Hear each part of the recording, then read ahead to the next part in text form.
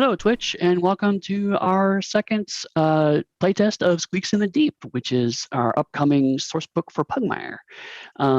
Before I get into the big roll, let everyone introduce themselves. I'll start. I am Eddy Webb. I am one of the in-house developers at Onyx Publishing, and I'm also the creator and developer of Pugmire and also Squeaks in the Deep. Travis. Hello, I'm Travis Legg. I am the programming coordinator for our Twitch channel. I do some development for Scarred Lands and Mage 20, and I am one of the authors on Squeaks in the Deep. Josh? I was going to say, are we popcorning? Oh, yeah. No, I'll take care of it.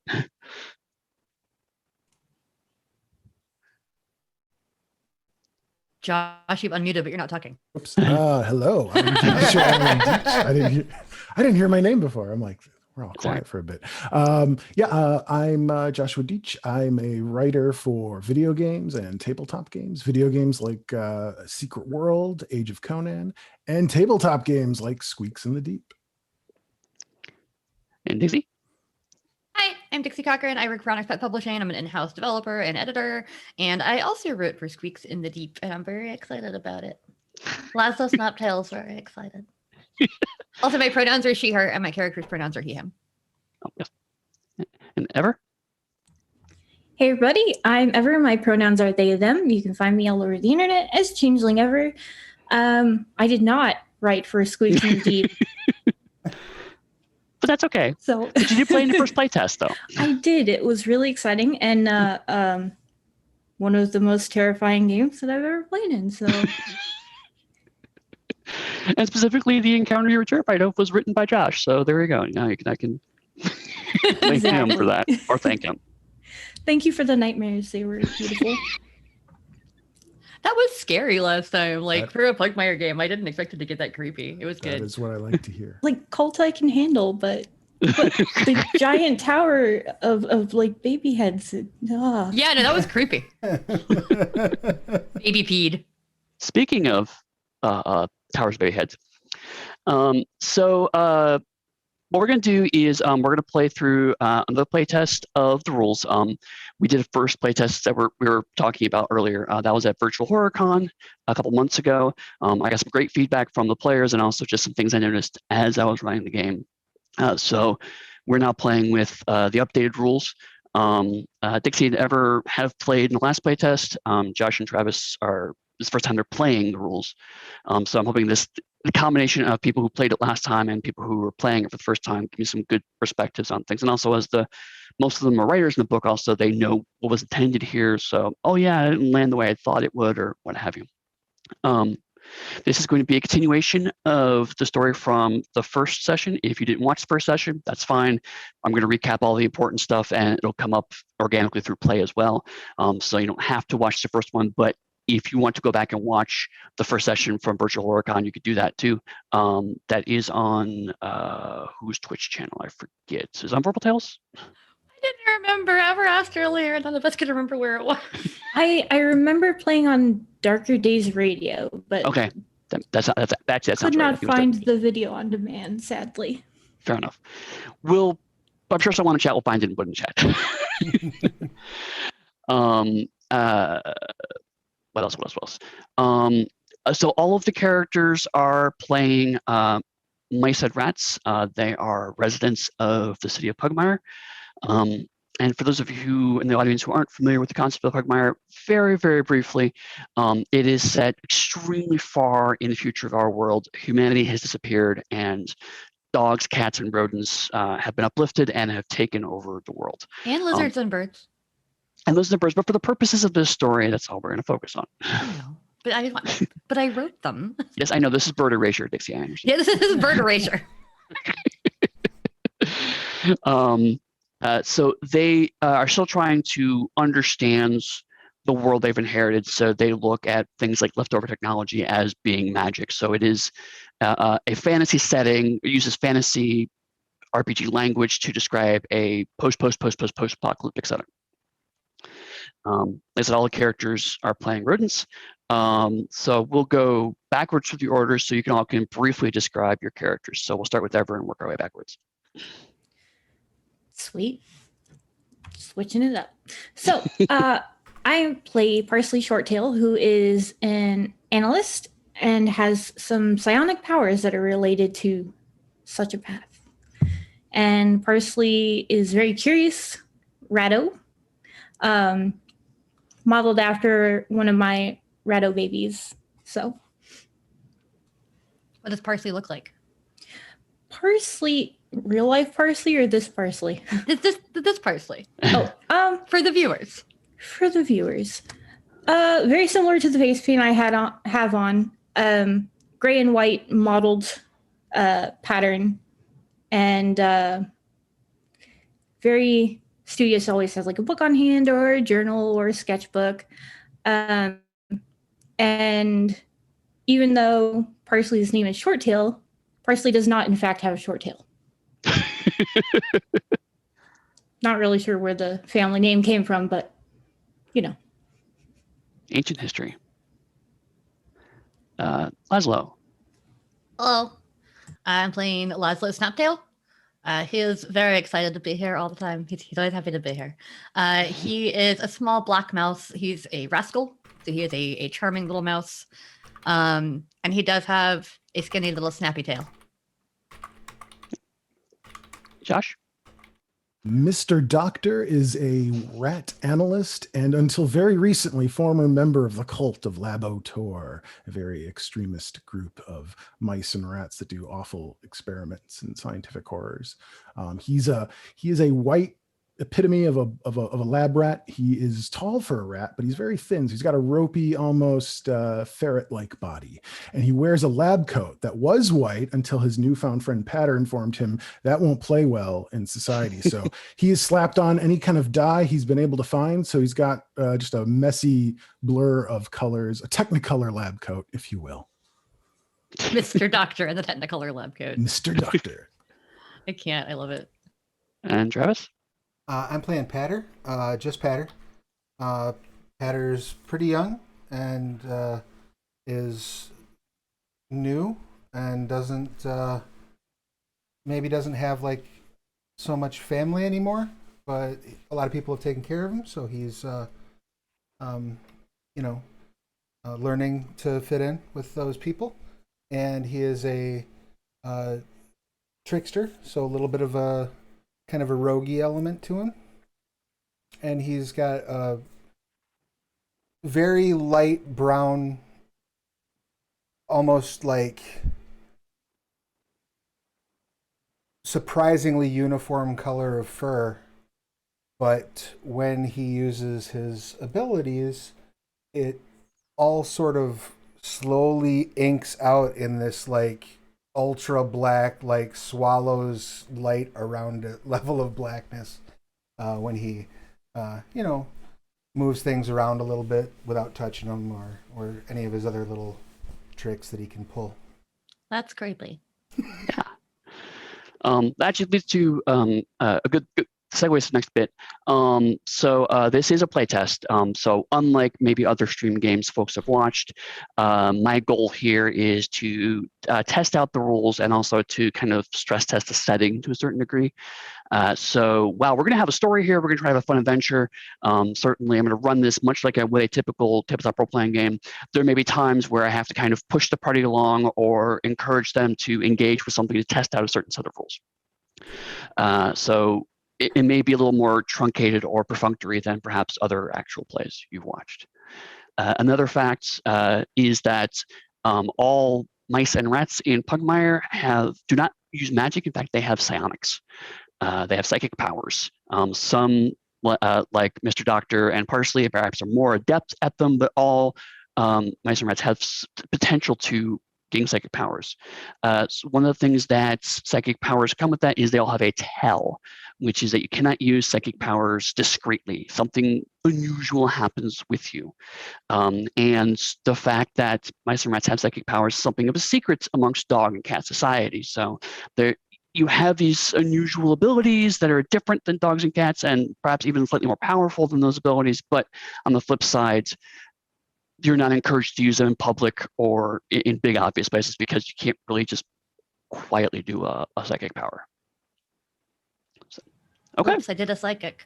Yeah. Whoops. And last game, I believe it lasted about 20 minutes before y'all started throwing powers around. So we'll see how that goes this time. Well, for probably what it's worth, we were mostly in the company of each other. True. But as I mentioned before, all of you are rodents that live in the city of Pugmire, which is the city of dogs. Specifically, you tend to keep your business in what is known as the Cat Quarter, which is the quarter of Riverwall. This is the area of the city where the river comes up alongside the kingdom. So ships take on and leave cargo here. So a lot of transitional population tends to come through here. So cats and mice and rats and birds and lizards, if they come to Pugmire, tend to come here first. And often, if they decide to stay, will stay in this area. So it's not an explicit part of town where you must stay, but it kind of societally and quietly encouraged to keep folks like you there. So it is a place where all of you either grew up or have managed to find a place to stay or live amongst other rodents of your kinds. And previously, a few days ago, Parsley and Laszlo actually were trying to look into some conflicts that are happening in the local marketplace. There's a cat named Felicia the Gray who is trying to take over the marketplace in the cat quarter, which is the Gray Souk. The Gray Souk is it's not quite black market, but it certainly is the part where if you need to find something and you can't find it through legitimate merchants in the more expensive parts of Pugmire, you come to a place like the Gray Souk to find it. So you sell information, you sell shady goods, things that just fell off the boat, wink, wink, nudge, nudge, stuff like that. The rodents in particular find the Gray Souk very useful because it's also a lot of ways we can get access to information or unusual items that can be used either for experiments to study or to trade for the information that they really want to seek out. So Felicia the Gray had been trying to crack down on the rodents to get more control over it. A conflict happens. They rushed into the help of another cat, Mr. Meow, who is a well-known groomer in the area and is totally not a shady manipulator of cat politics in the city whatsoever. He was very nice to us. It's very nice to you, and gave you actually you found part of a map which he gave you the other half to, and said if you find what the other half of that map is, he would be willing to share the profits with you. The map led to the previously mentioned massive mound of baby heads, and so it was decided that you're just going to leave that go and head back to Mr. Meow and say we found nothing. There's nothing down there. Don't ever go down there again. Board it up. Pretend like it never existed. In Pugmire, plastic is the equivalent of gold. It is one of the most valuable substances. So it is a massive amount of financial wealth, but also super creepy.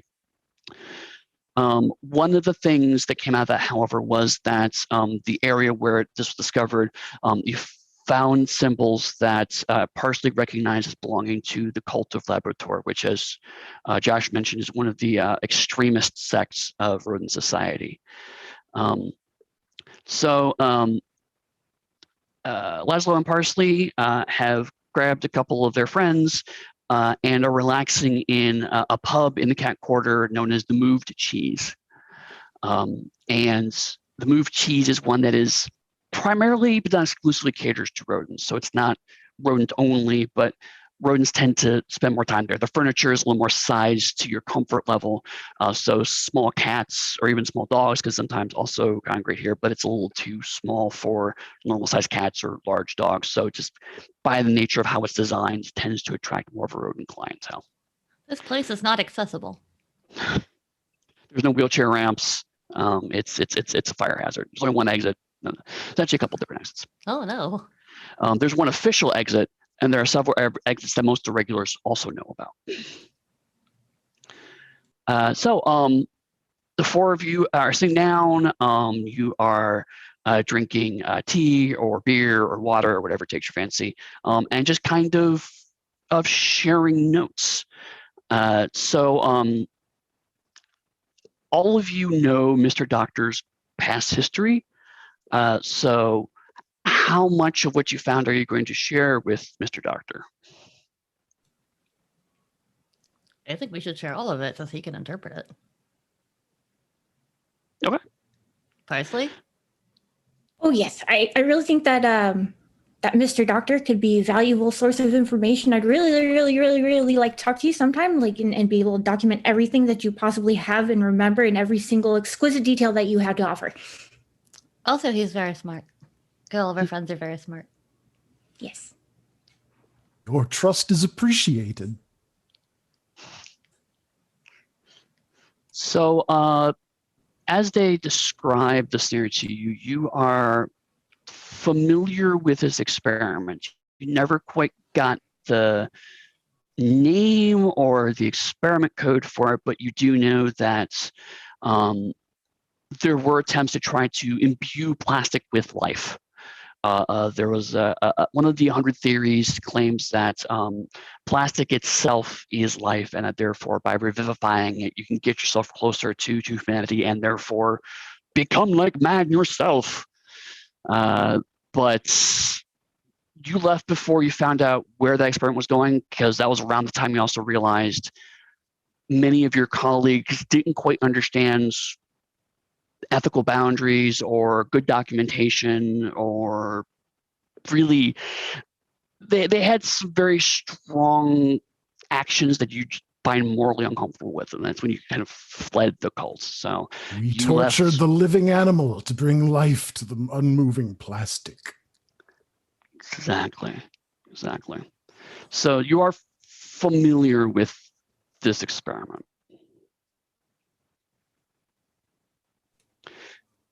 And Patter, you're just kind of, you heard treasure and you sat down and then you kind of regretted the conversation ever since. I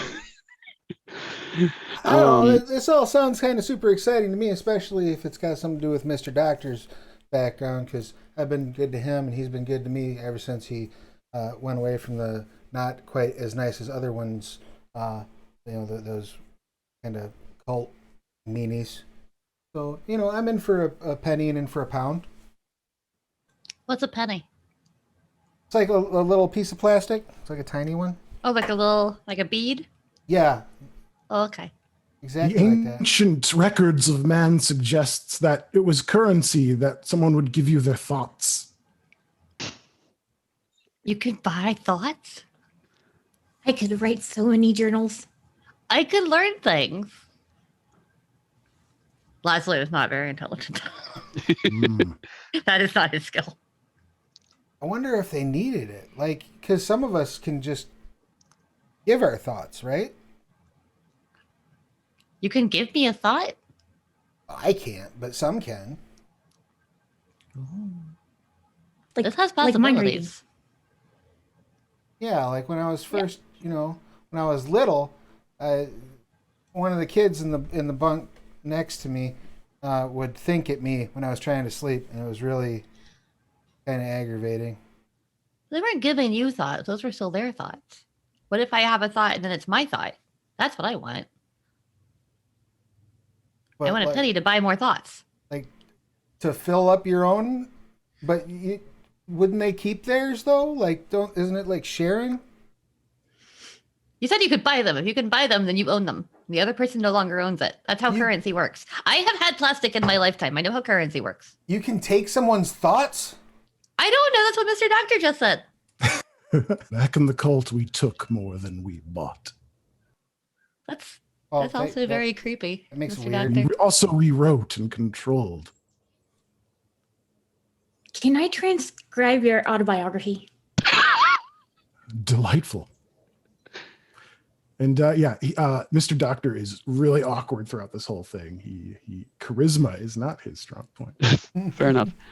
As the four of you discussing the economic ramifications of thought transfer, 5 cats loudly come into the pub, and you get one of those kind of like quiet moments where everyone kind of stops talking simultaneously, and these cats just shatter that moment.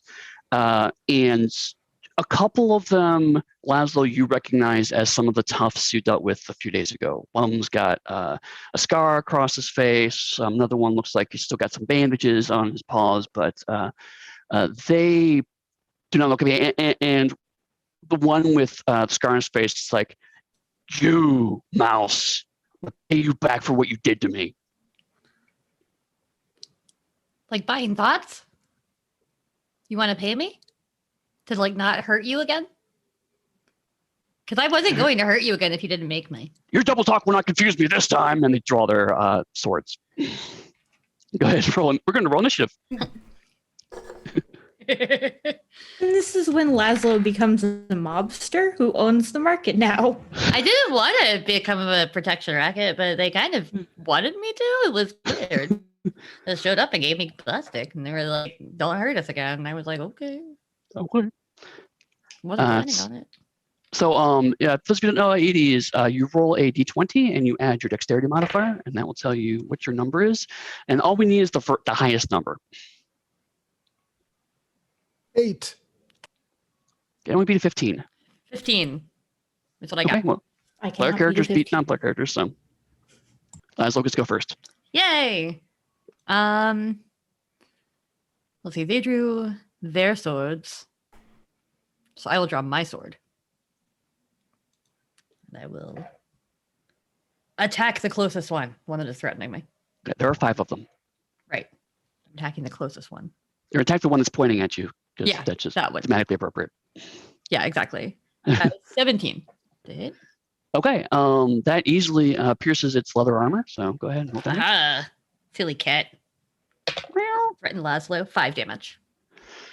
So your sword slashes through the leather armor, giving him another scar across his chest, and puts his paws to his chest. It's like, "Argh!" I'm writing a Z for Laszlo. Who would you like to go next? I would like Patter to go next. I feel like Patter can hit stuff. Excellent. Patter hit stuff. Actually, what I'll do is jump up on the table and say, "Hey, you can't just come in here picking fights with my friends, you bully. Are any of them wearing metal?" What? Yeah, all of them have metal swords, but their armor is very kind of patchy leather and cloth. Okay. I guess. And they've all drawn at this point, right? There's not. Yeah. Okay, so just the nearest one I would like to hit with a burst of electricity. Okay. So that's a psychic attack against the target. I have advantage if they're wearing armor made of metal, which they are not. No, they're not. And on a hit, they will take lightning damage. So that is, and with the psychic, it's my spellcasting ability modifier and proficiency bonus, correct? Or my Correct. Yep. my psychic ability modifier, rather.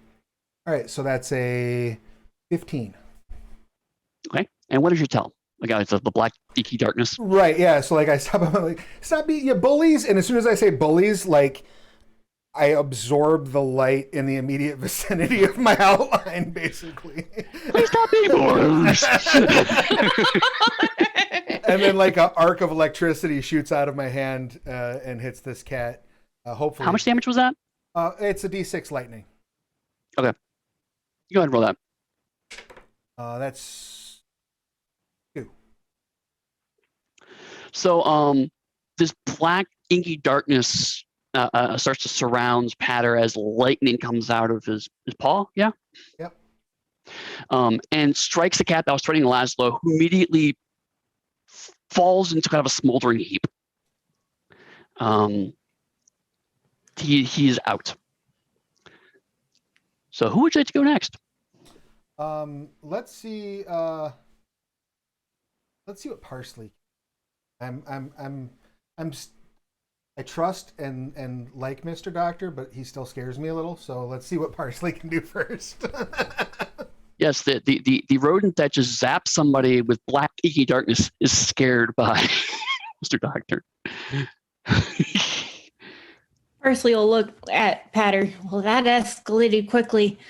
Parsley will actually turn to the cats and try and chatter them to logic away. Okay.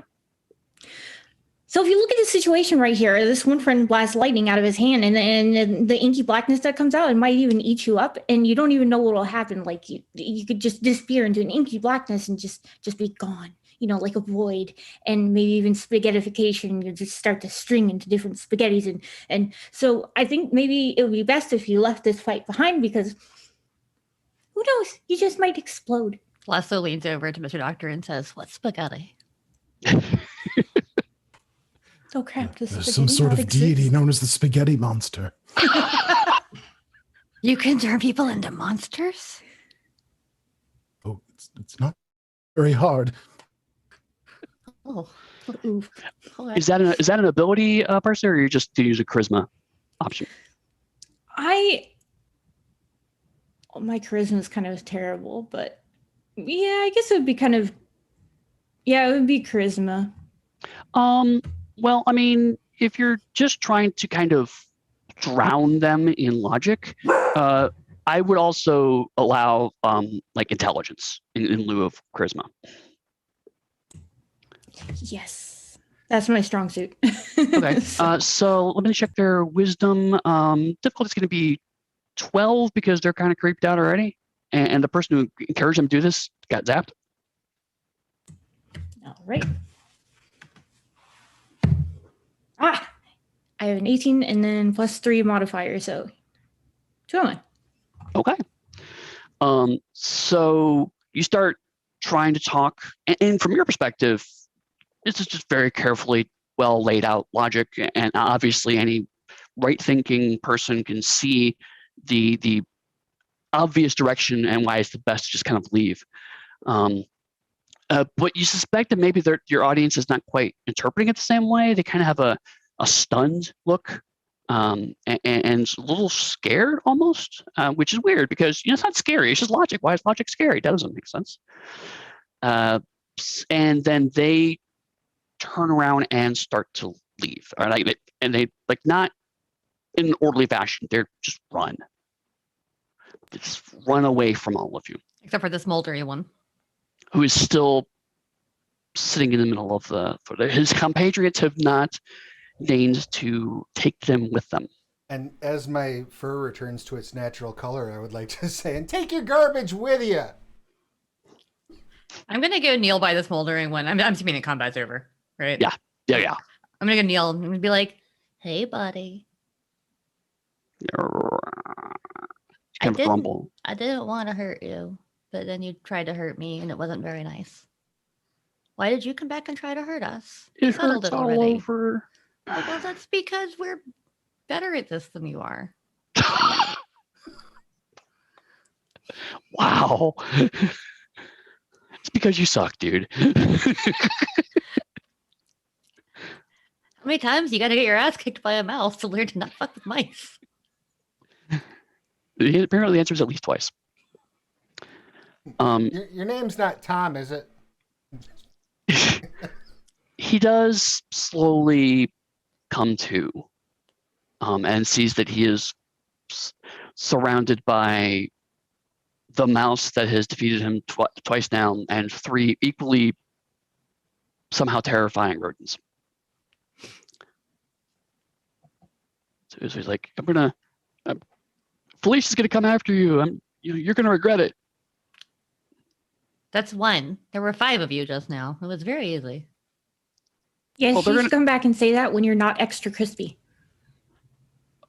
Okay. And then We he could starts to just get be up. friends.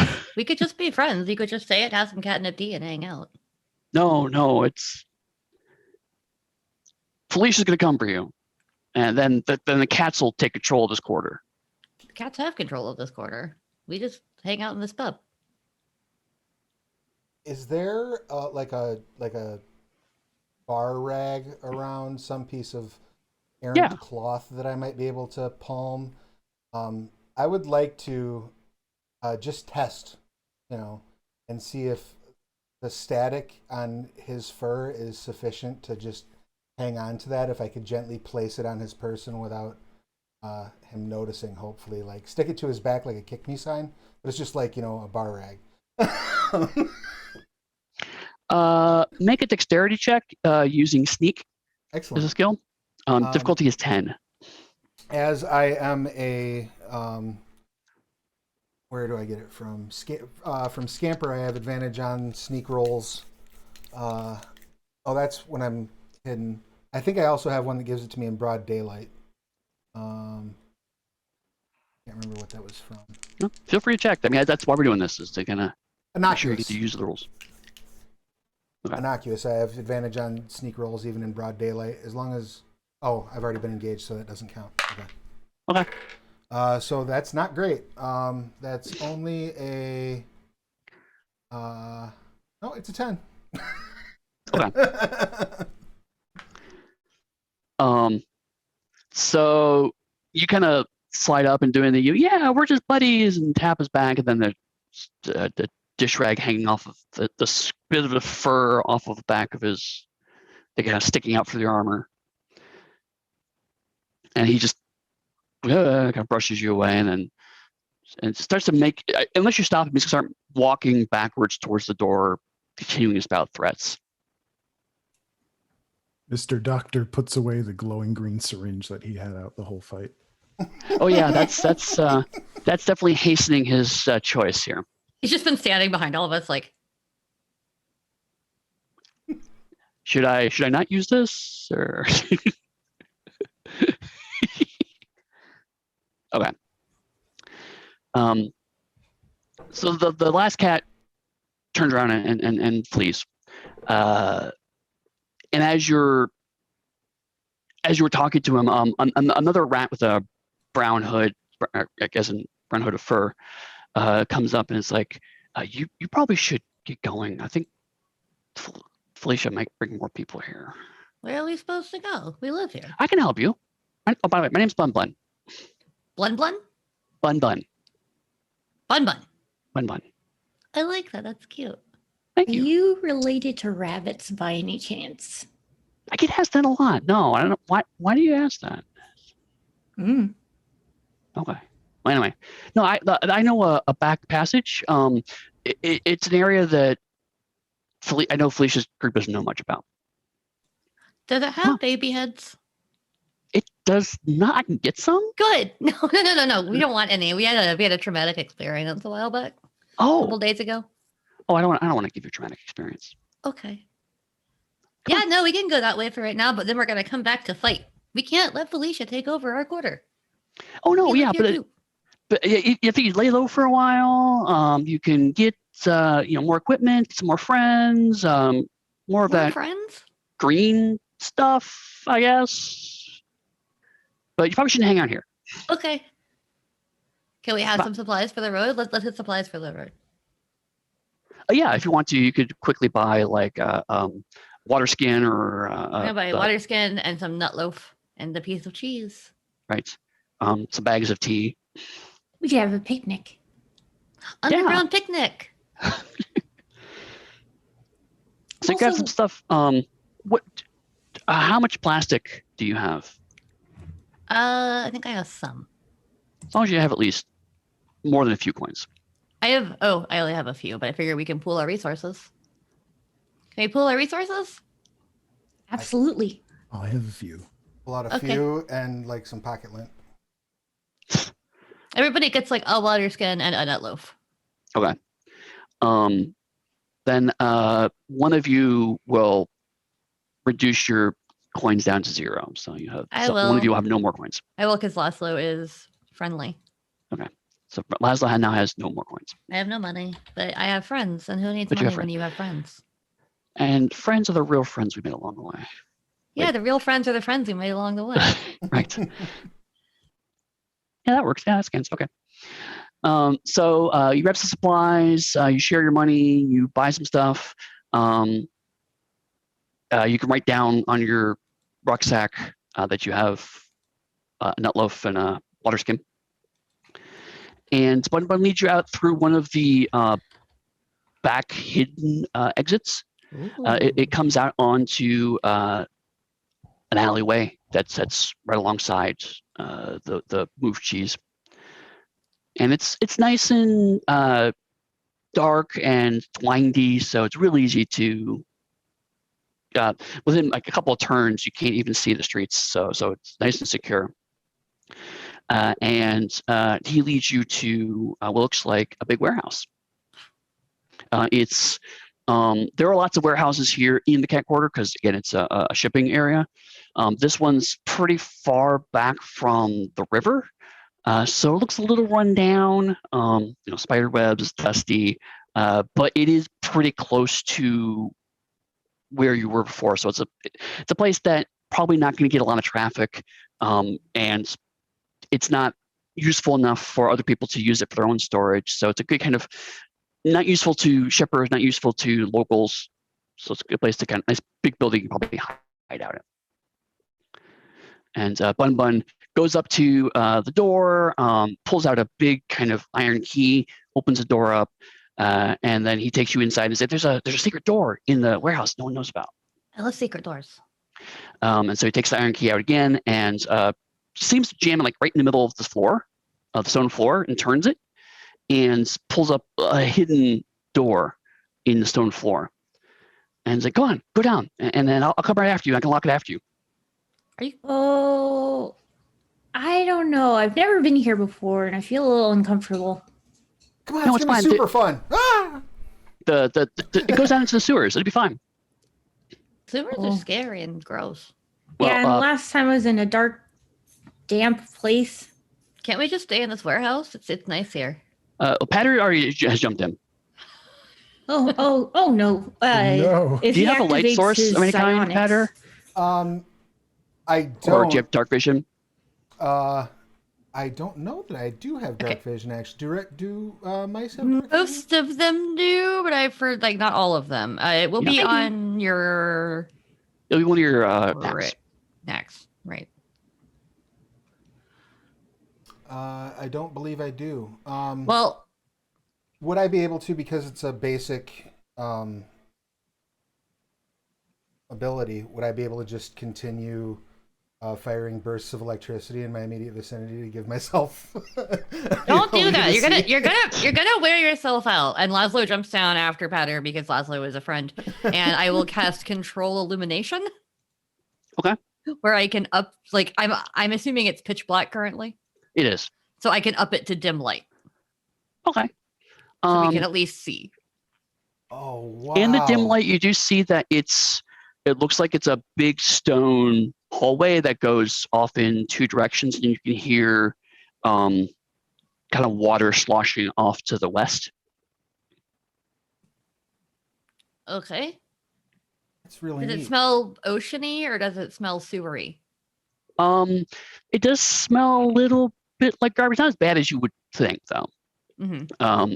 It's more like clean garbage, if you would. It's like it's not been sitting and festering, but it does feel old and musty Mm-hmm. and moldy. Little like composty, maybe. Yeah. Okay. And what's Laszlo's tell?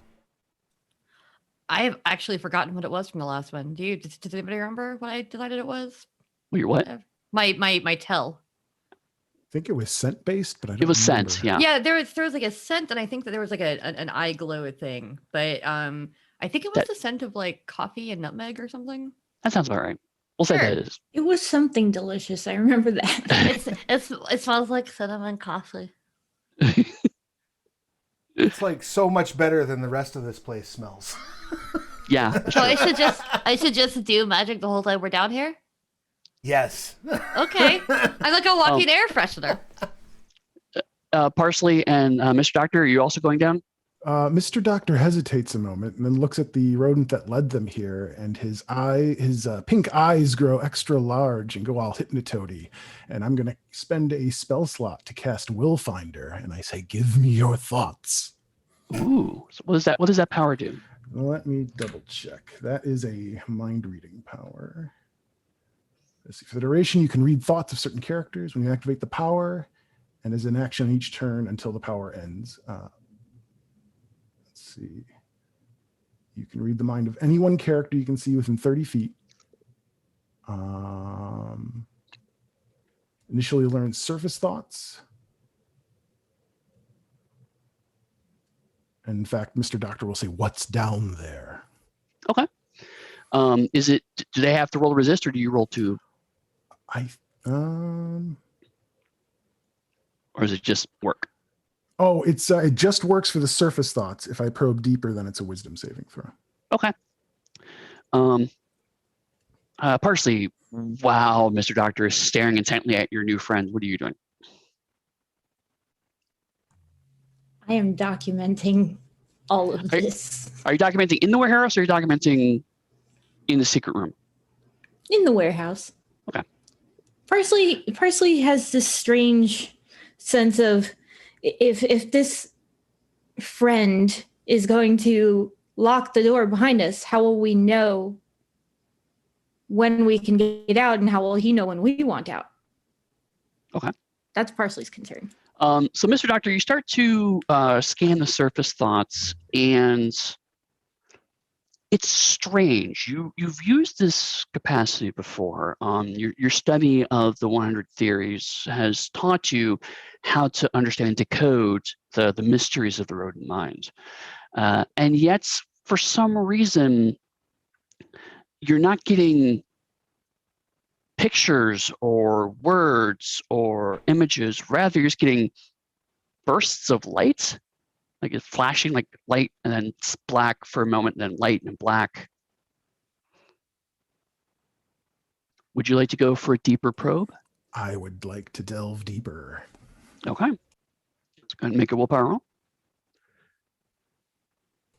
I think it's a wisdom save for the, Or wisdom, sorry. the target. Power. Yeah. I think Wow. my save target number is 13. Okay. I think they make the save. Oh, is it a save? Yeah. Okay, right. Okay. Thank So you. wisdom. I thought it was you rolling. Okay. So, No. It's wisdom saving throw on their part. Okay, so yeah, the difficulty is 8 plus your psychic affinity modifier, which I think is intelligence, Mm-hmm. and your proficiency bonus. So I think probably 13. Yeah. 13. Yeah. Okay. So you probe deeper, and the flashes of light continue to. It's all you keep seeing is these flashes of light, and then you remember there was an experiment done a while ago by the cult where they actually managed to graft an ancient ghost of man known as Linux onto a dead creature and bring it back to life. That's fascinating. The original creature was a badger, but you do believe it has since then been able to migrate onto rodent life forms.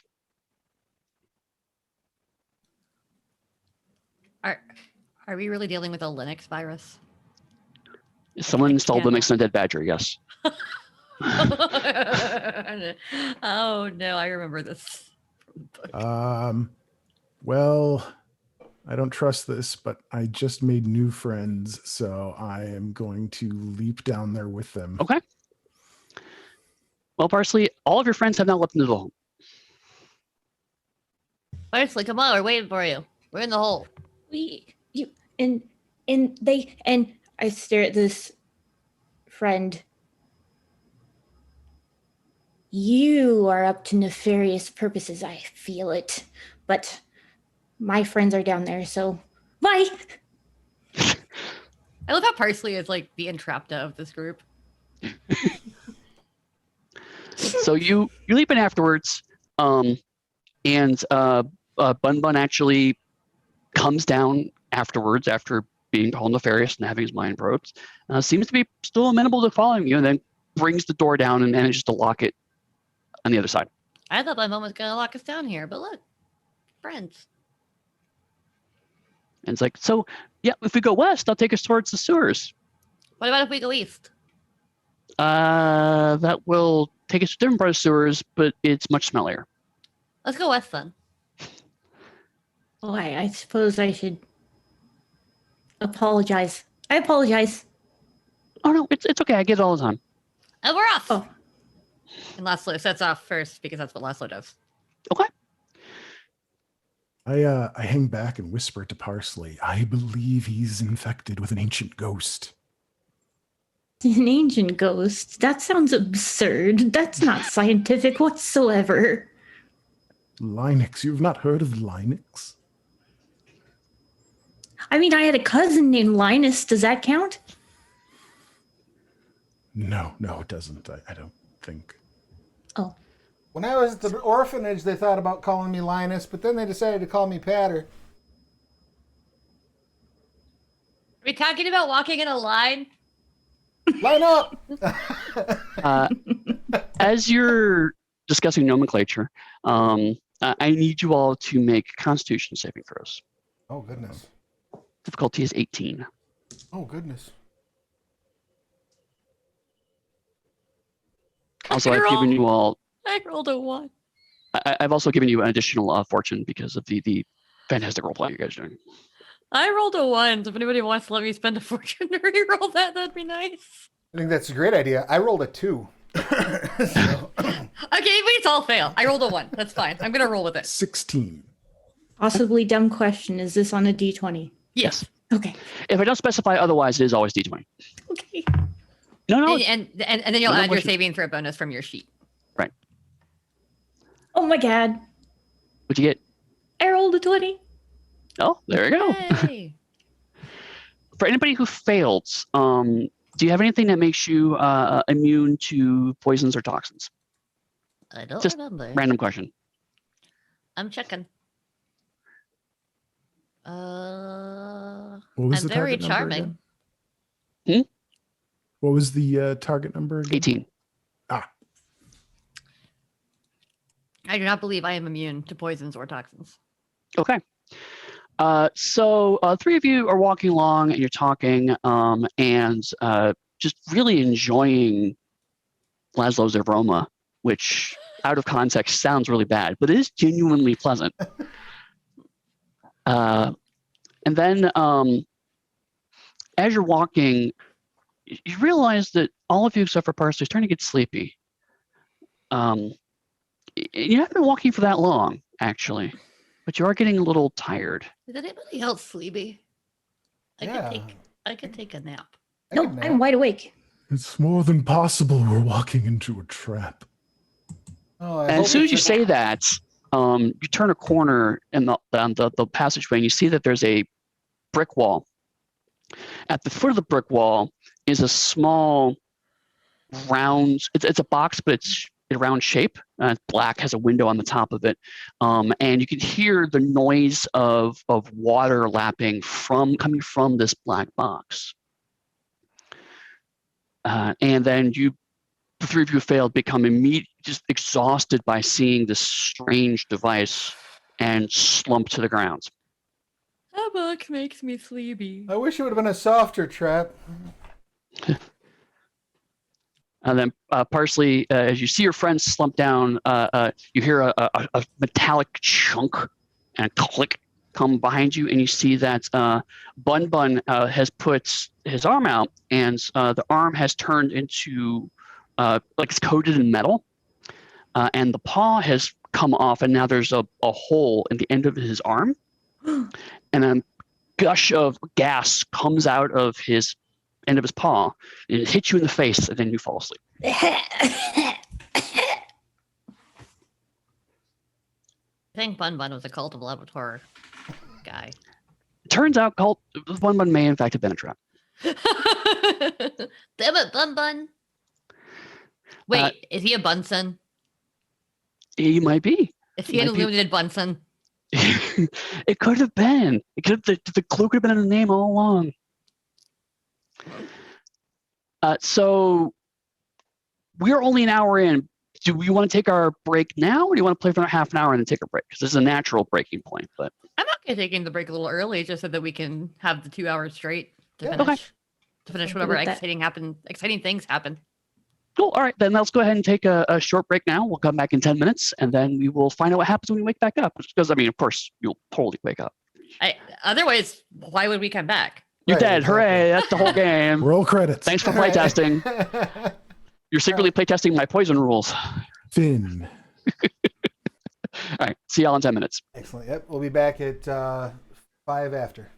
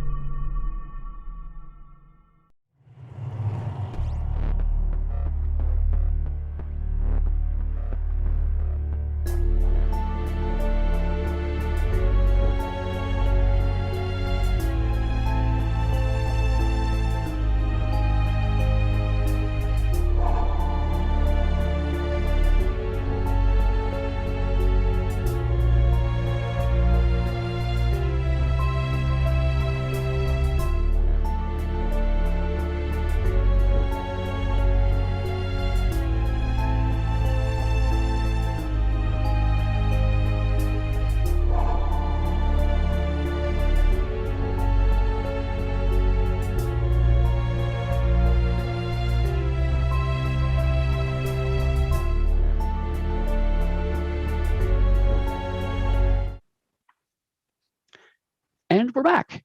And all of you wake up, and you find yourselves in what appears to be a small, cramped room. It's actually a two-part room. There's two of you are in one part of the room, two of you in another room. There's a small kind of connecting doorway with no door in it. And then on the other side of the second room, there is a wooden door. You wake up.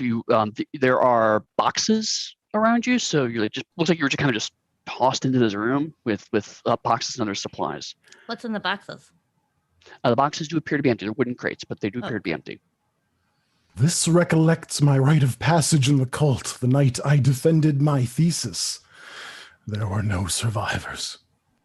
In fact, there's a certain odor that you recognize, Mr. Doctor. It's formaldehyde. The comforting aroma of formaldehyde. And also there is screaming on the other side of the door. It smells and sounds like childhood. I don't want Mr. to Doctor, know more we should about your talk. childhood. No, we really don't need to hear any more about his childhood. Oh, sorry. I could tell you about the horrors of the science fair. The bubbling beakers, the crack of electricity, the muffled screams of the sacrificial victims entombed in the papier-mâché volcano. You know, I was with you right up till that volcano part. It sounded fun, but not very nice. But yes, there is screaming on the other side of the door. It's not like right nearby. It's distant screaming, but there are screams. Leslie would like to check to see if there's any other way out of the room, like poking stones, like looking under boxes, looking for Sure, you can doors. make a wisdom roll if you have the search skill, I want to say. I do not have the search skill. Does anybody else have the search skill? Want to search for things?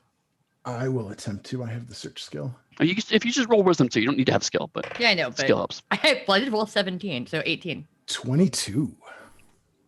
We're both Okay. working. I do not have the search skill, but you I did- have notice. Notice is more noticing things that are amiss in a normal situation. This is actively looking for something. So Okay. Would it be alright if I rolled for wisdom? yeah, you can still roll for wisdom.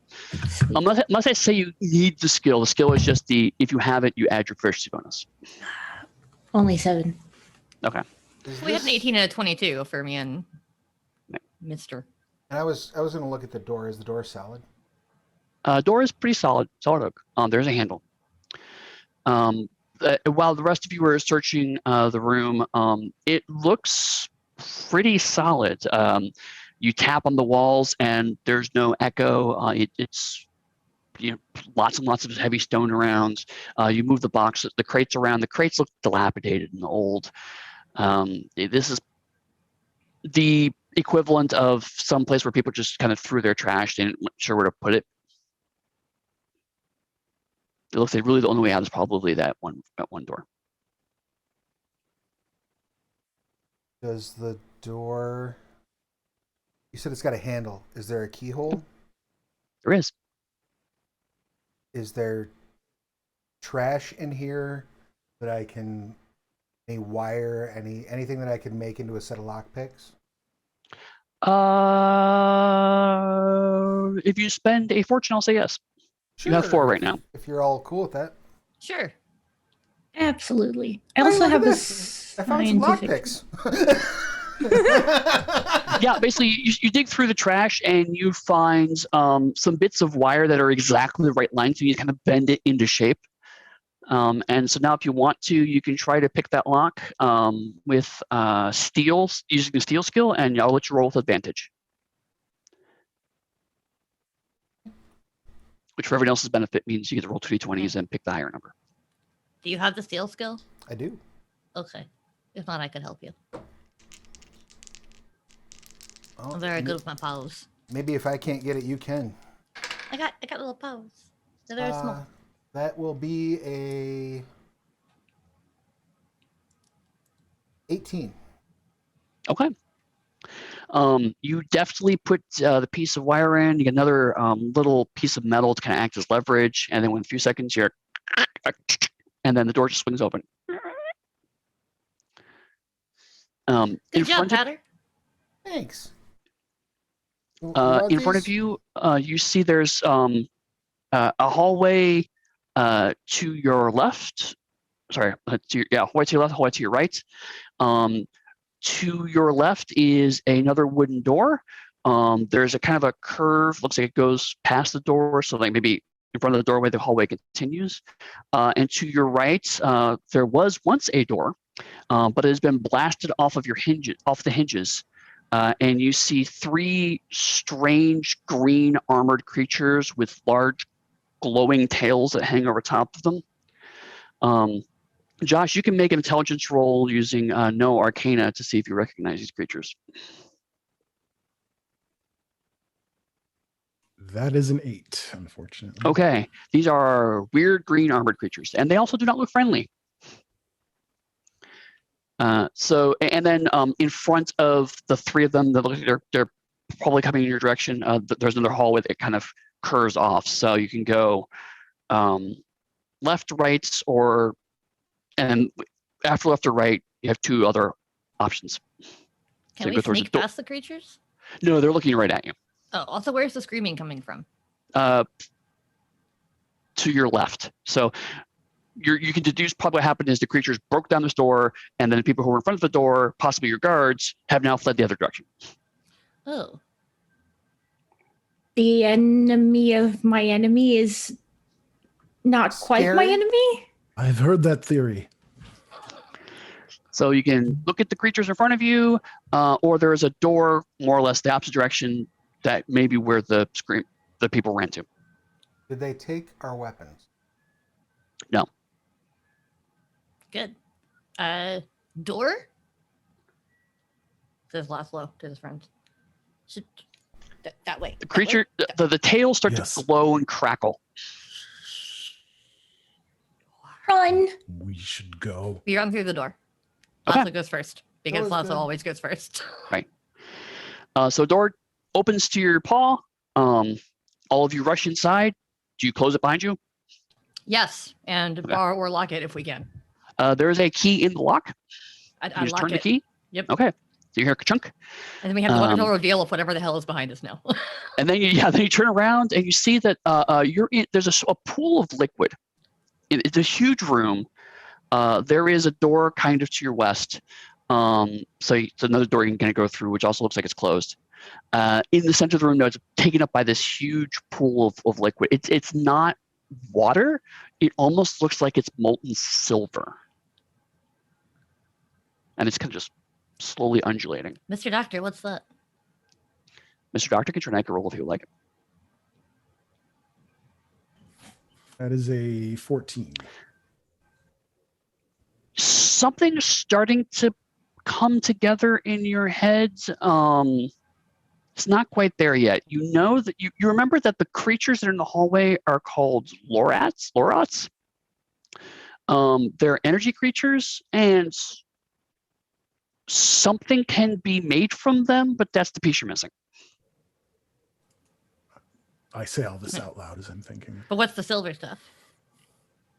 The silver stuff's involved in the process, but you don't remember how, or even what it is.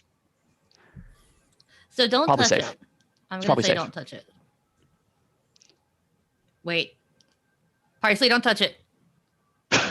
But it looks so fascinating. You can take a sample. You have your little sample. tray, Parsley, don't I you? will give you a fortune if you touch it. Parsley has a sample kit, right? God is tempting me. I think you mean man. Man is tempting you. The old ones. I feel the summoning of man. And while Parsley is also prepping the collection kit, they reach out with their little bitty toes, their little grabby toes, and poke it. Okay. So because sometimes a tactile sample is also just as important as a physical sample. Give you a sense of what it feels like in its environment, and making sure you can document that and make sure it's rigorously recorded. That's all. The very important scientists information. dip a toe into the unknown. Exactly. And it feels soothing, actually. It feels strangely warm. Your leg tingles, but in a pleasant way, like when you're the rare times when you're out in the sunlight and you can feel the sun on your skin or your fur. It feels really good. This feels like liquid sunlight. But then also, as you're touching it, you see kind of a ripple in front of your eyes. And it's like one of those strange pictures where you look at them and it looks like a piece of cheese. Then you look at it again, it's actually two faces looking at each other. So one moment, the whole room was kind of empty and there's just strange water. And next moment, there's a large creature. It looks like it's a giant skeleton. It's bigger than all of you. The eye sockets are glowing, and it looks like it's covered in armor made out of the same kind of green skin as the creatures that were in the hallway behind you. Can only partially see this right now? Yes. Oh, Is good. my rat on acid now? I can either confirm or deny. Oh God, what have I done? There's also pounding on the door behind you. No, there's this giant skeleton in the room. Am I the only one seeing this? Well, there's not one, so yes. Yes, you are. Nobody's home. You hear another thump, thump, thump. And then the skeleton is now leaning like within an inch of your face. It's like this, very close. I think I feel might it die. There's hot breath on your fur.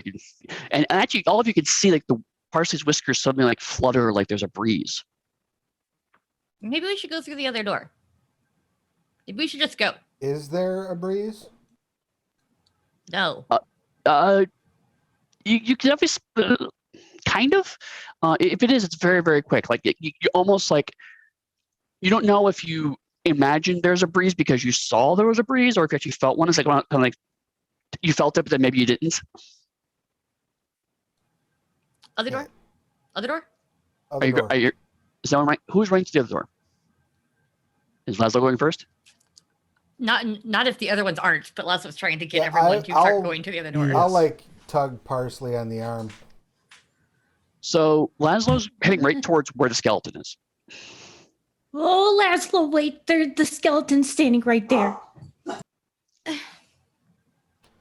Can I lunge forward with my rapier to like just stab the air in front of Laszlo?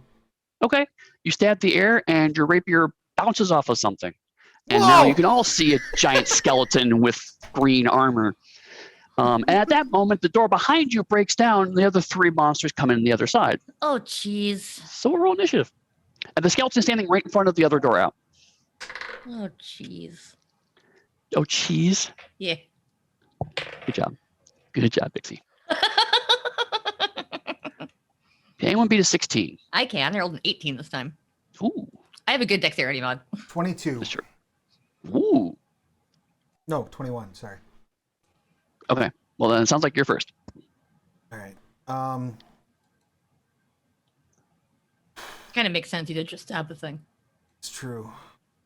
And you mentioned that these things were made of energy, right? It had glowing. So the one in front of you has glowing eye sockets. The creatures behind you had tails that kind of curved over their back like scorpions, and those tails were glowing.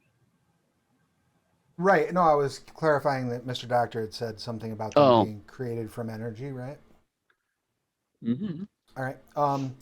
So I guess the one that's in front of us is between us and the door. Yep. All right. I'm gonna shout, "Get to the next room!" and lunge forward. Would I be able to feint with my rapier, but actually go for static burst attack? What is your goal of trying to feint with the rapier? Just to distract them, put them in a place where it's easier for me to hit them, keep them off their balance. What I'll do is I'll say you can try that. You have to roll at disadvantage with your psychic attack. If you succeed, then it will be at disadvantage to its attack this round. Okay. It's worth a shot. Why not? Why not? What's the worst that can happen? Total party kill? The natural 20 I rolled doesn't count. That's a 15. Okay. Are you using electric blast? Yep, burst of electricity. So it's a d6, and then on a hit, they take 1d6 lightning and can't take reactions until the start of their next turn. So they won't be able funny to take story. The okay, but the armor that's surrounding it although it is organic, it is also metallic. Woo. So if you roll natural 20, we'll just count that as a critical hit. Go ahead and roll double damage. Oh, sweet. We double by dice, right? Yeah, okay. Twice as much dice. Or that's 10 electricity. Okay. Lightning. And you cut out for a second when you were talking about the other effects. What else does it do? Oh, sorry. It can't take reactions until the end of its next, or the start of its next turn. No reactions. So okay. if they all run by it, it can't take an opportunity. That is true. That is true. So bolt of lightning comes out of your paws. Again, more inky blackness kind of comes around your face, and electricity crackles all over this creature's body, and it kind of jolts and even though it has no muscles, it's standing like all of its muscles are suddenly tense and it can't move for a second.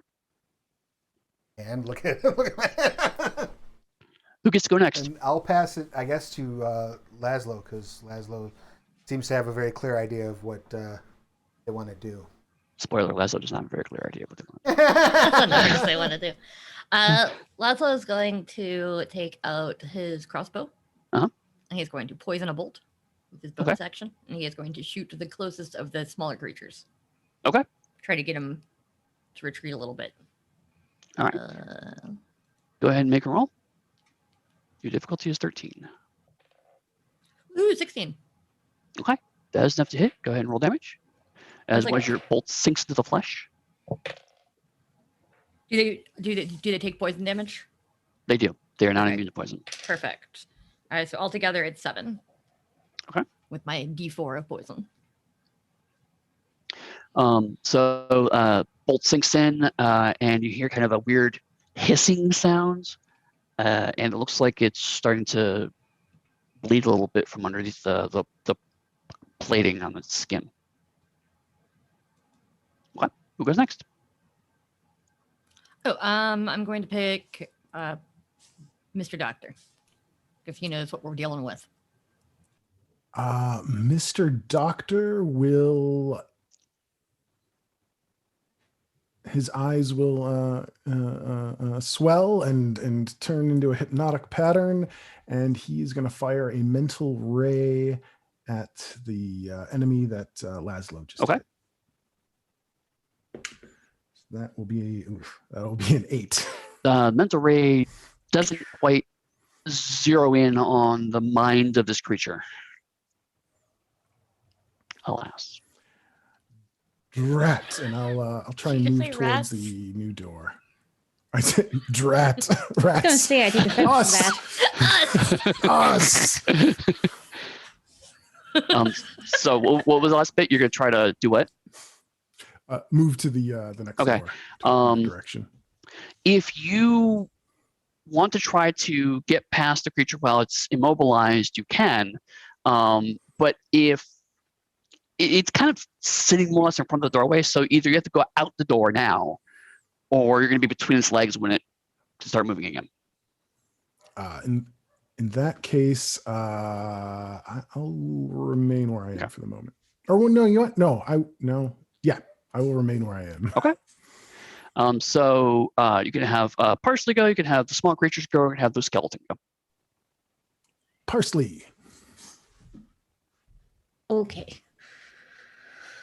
Touch the liquid, see the thing, have the sample, share the liquid, run through the legs. So you run through the legs. Yes. Okay. As you can go through the door. Yes. All right. So you go up the door, you turn the knob, and door opens. And behind you see another room that's pretty dark. You can't quite make it out, but that's there's some stuff around, but you're just getting through the doors. You can't really make it out yet. Okay, I do have dark vision, so when that helps, just let me know. Yeah. So next turn you'll be able to start actually seeing. This is more of a chaos of battle rather than a vision, a light thing. That's good to know. Good to know dark vision. Okay. If speaking of direction, I'll call back to the party. Hey, the door's unlocked. It's really dark.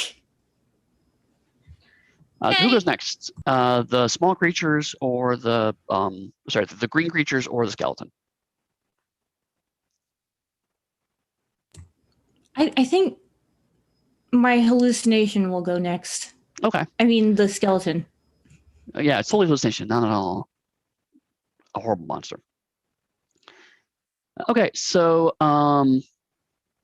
the giant skeletal thing reaches down and grabs one of its leg bones and breaks it off, turning it into a spear, and then throws it at Mr. Doctor.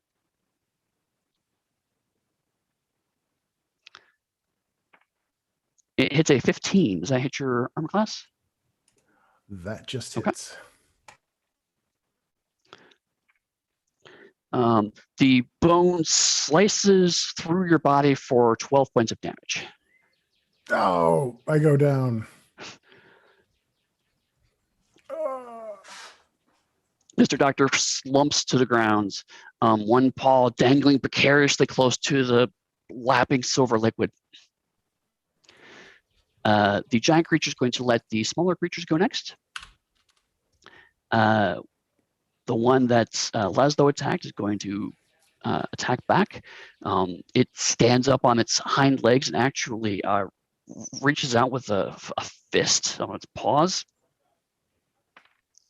And it hits a 17. Does that hit your armor class? Dixie? Sorry, I was in and out reading my character sheet. Oh. It does, just barely. Okay. Your crunches into your chest and does 9 points of damage. I'm also down.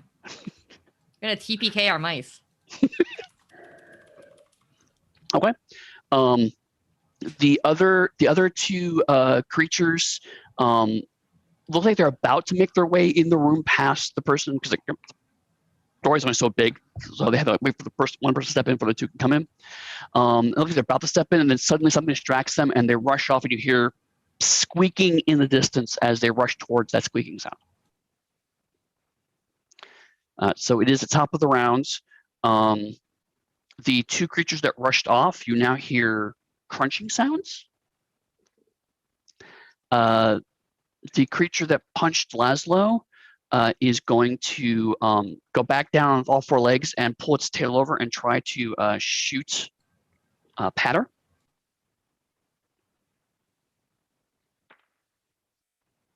With an 8. An 8 will not hit. So an energy bolt, somewhat like your own lightning, crackles right by your head and leaves a big scorch mark on the wall. I say rude. And they will choose Patter to go next. Okay, so this thing that pulled its leg off and took out Mr. Doctor is standing on one leg? No, it took one of it took one of his legs off, or one of his bones off, and you can see that the spur is starting to grow back quickly. So it looks like it's actually able to regenerate its bones. Drinks a lot of milk. Not awesome.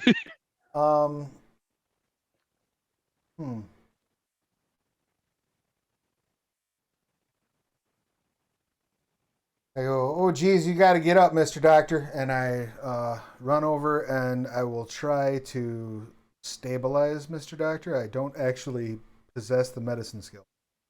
Make a wisdom roll. Okay. Difficulty 10. You can stop the bleeding bits. It's a 16. Okay, you've stopped the bleeding bits. Mr. Doctor is no longer dying. Oh, jeez. Oh, jeez. Oh, jeez. Okay. Who gets to go next? You have Everyone except for yourself and the smaller green creatures. Well, Laszlo's down and out, right? Yeah. And Mr. Doctor is stable. So I guess I'll give it to Parsley. Okay. Parsley, could you make an intelligence roll for me? Absolutely. You can add your proficiency bonus to this. I rolled a 9, have a +3 in intelligence. And your proficiency is 2, right? I'm sorry, what Your was the proficiency word? bonus? Yes. Okay, so that's 14. So you're, like you're prone to do, you're very quickly putting things together in your head. As you look around the room, you see that the room is, there's a basin and a bed here. It looks like it's probably some kind of hospice or a place of where people are cleaned and perhaps laid to rest. And so that gets you thinking about the time you went to Church of Man, where you were studying the rituals at the dog study, and you found out that there was a place where they do some healing, and the healing places, it had the same smell as this place, and that got you thinking of healing, and you realized that the pool in the area, when you touched it, actually made you see things, but also if the skeleton can regrow its bones, that maybe the pool is actually causing it to heal. And so maybe if you put something else in the pool, maybe something else will also heal. Dear man, this is magnificent. And the other side of the room, I'm sorry, I finished. The other side of the room does curve off, and there's another door on the other side of this room. So you can keep going through this room if you want to. Well, did all of our enemies run off, or just? No, two Okay. of the green armored creatures who were uninjured ran off. And the way they ran off, the way this room curves, you're probably going back towards where they ran off to. One of the creatures that was attacked is still in the room attacking, and the giant skeleton is still in the room. I would like to get some of this liquid to my friends. Okay. You'll have to go back through the skeleton's legs to do that. I will gladly go through skeleton's legs to help my friends. Maybe you should poke it from behind. Sleep. Knock it over. You can try to attack it before you move. But if you move through, it's also going to attack once you move through. I will attempt to use my mental ray. Okay. And the tell for that is, if I recall correctly, grass and herbs. However, because I just bought my rat's treats, I would like it to smell like Crunch-Arounds and Yogis. Sure. Not a problem. So it smells like food. It's like really yummy food. Me and Parsley, we smell delicious. I rolled an 11. My mental ray is +5, so 16. Okay, that is enough. Go ahead and roll your damage. Is 1d6. 3. Okay. And does it have any other effects besides damage? Just psychic damage. Okay. The skeleton holds its head and screams. I'm going to give it a disadvantage to try to hit you while you're running through its legs because it's in pain, which is good because I rolled natural 20 and a 3. So it reaches down and tries to actually it rips off its hand and tries to stab you with its forearm, but you just manage to skitter out of the way, and now you're right next to the pool of silvery liquid, but you're out of actions now. So you can go to Laszlo, you can go to Mr. Doctor, you can go to the skeleton, you can go. No, that's it. Those are 3. Laszlo's knocked out on the ground. Right. If you go to Laszlo will start dying. No dying. I guess the skeleton, because isn't Mr. Doctor knocked out as well? Okay. Mr. Doctor's knocked out, but stable. Right. Oh, what happens if you go to a turn for someone who is stable now? Um, he will wake up with 1 hit point. Do you Or feel 1 like waking stamina up, point. or do you want to take a nap? Sure, I'll wake up. Okay, Mr. Doctor, it is. Okay, so you're very badly hurt, but you're just barely awake, and you see this chaos happening. Do I get an action, or is coming Yeah, to you, the- you, Oh, I mean, okay. you can't move because you're prone. You have to spend your move Right. action getting up, but you can take an action. I will fire a mental ray at the skeleton. Okay. And this time I got a 23 Oh, that's very good. for 4 psychic damage. Okay. You continue to hammer at this creature, and again, it's screaming, but there's no sound coming out. It's more like the sound skipping the intervening air and just appearing in your head as it clutches its skull. Mentally I project into its head. Bad experiment. Bad experiment. It's back in your box. Okay. And you're standing back up now. So the options are Laszlo or the bad experiment. Laszlo. Oh no, wait. No. Well, I mean, I guess the what can I even do? You'll start making death saving Yeah. throws. I guess the bad experiment. Okay. We'll see what it does. So bad experiments has decided that all of his creatures are very much irritating him. Make a roll here. It is not a very intelligent experiment. So it is going to, the hand that it ripped off is now going to actually throw it at Patter. Try to attack that, and rolls a 6. So that's not enough to hit. The Patter got dodging. And it is going to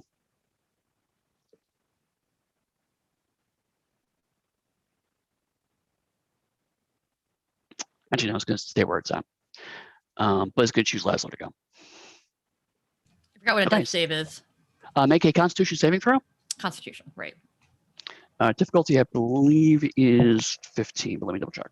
It's been a while since I've run these, actually. I wrote them Pretty sure I down so I failed wouldn't have either to way. remember. What'd you roll, Dixie? I rolled a 9. Oh, so it's a move point. So yes. Yeah, I clicked it already on my sheet. Okay.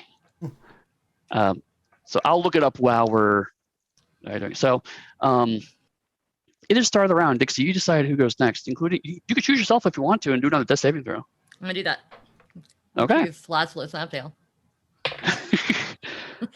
Yes, 21. Okay, I'm pretty sure that's enough. So okay, so you have stopped dying, and you have 1 stamina point. But this happens at the end of your round. So basically, you're gonna start getting up next round. Yeah, yeah. I got like super knocked out. Right. I'm going to choose Parsley. He seems to be trying to help people. Parsley seems to have a plan. I can woozily see things happening, and I'm like, Parsley came back.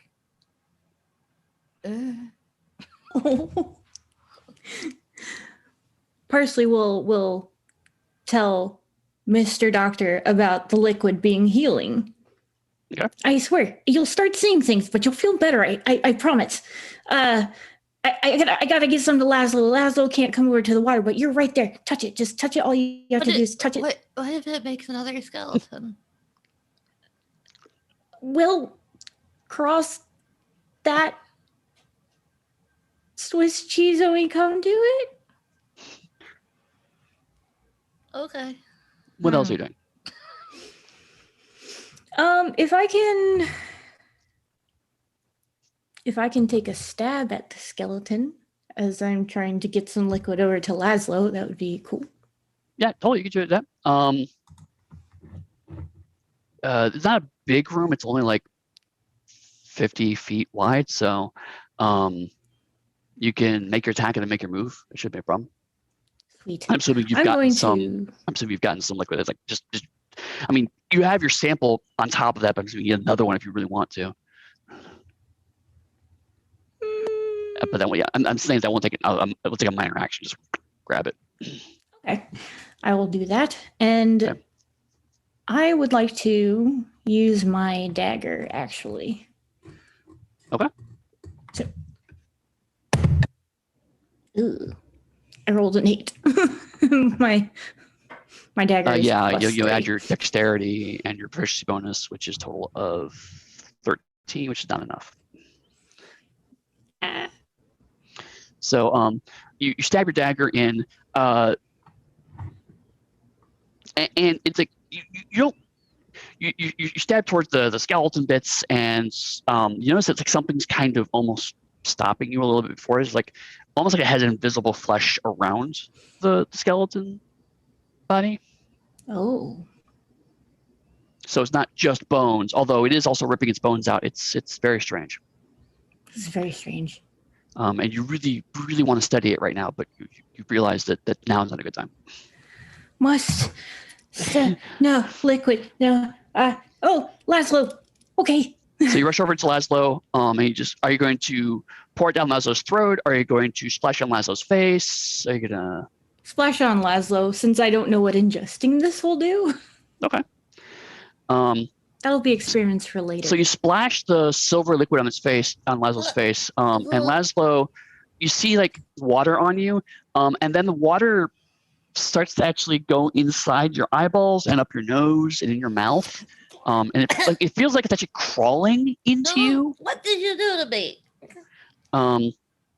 And the silvery sheen, like almost like is absorbed into Laszlo's flesh, and Laszlo gets 8 stamina points back. That's all my stamina points. That was not my intention. I'm so sorry, Laszlo. Okay. But... No. I feel fine now, but that was weird. It was Who goes next? wormy. Ew. Yeah, it was wormy. Like wormies in my eyeballs. So who goes next? You choose everyone but Laszlo. Let us have Patter. Who seems to be avoiding all blows right now. So far. All right. Is this...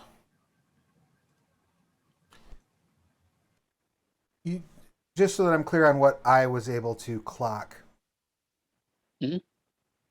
Does this skeleton thing appear to be touching the fluid, like benefiting from the fluid's presence? No, it's not touching the fluid, but it looks like this is where it's probably living. Okay. So it's not like the connection to the fluid's causing it to regenerate. It's more like it was probably put into this fluid to be created, and that combination of effects caused this thing to create and therefore regenerate itself. So it's probably this fluid's like a part of its makeup somehow. You're not a scientist. You don't know these things. Sure not. But I have studied a bit of the science of being stabbity. So the sweet science. the sweet science of stabbing. Actually, what I'd like to do, is it a full action to draw a weapon? No. Excellent.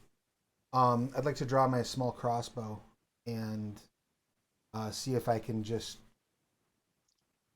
put one somewhere that looks uncomfortable. To be fair, it all looks uncomfortable, but yeah, go ahead, give it a shot. I'm gonna shoot and hope for the best. Okay.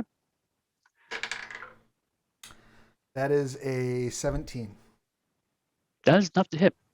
You managed to get through the green, strange armor.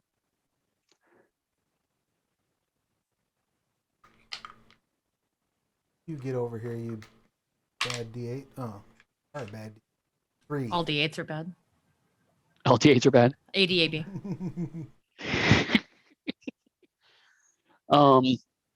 So of piercing damage. it pierces into its chest, and it kind of goes between two of the overlapping plates, which again looks like they were originally created from the creatures that were hunting down. One's still here, but so they're not.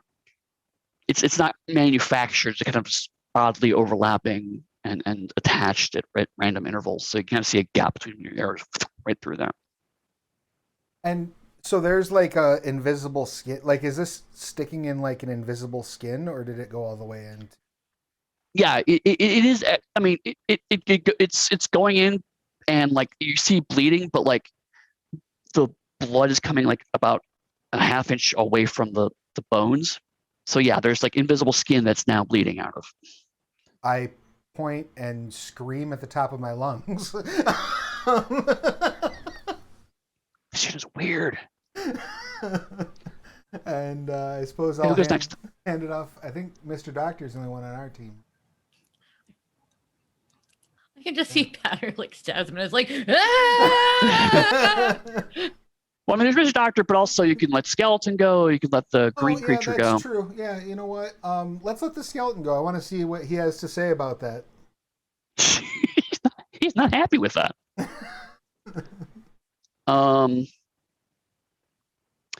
So he rips the arrow out of his flesh, and he puts his hands over his glowing eyes and disappears.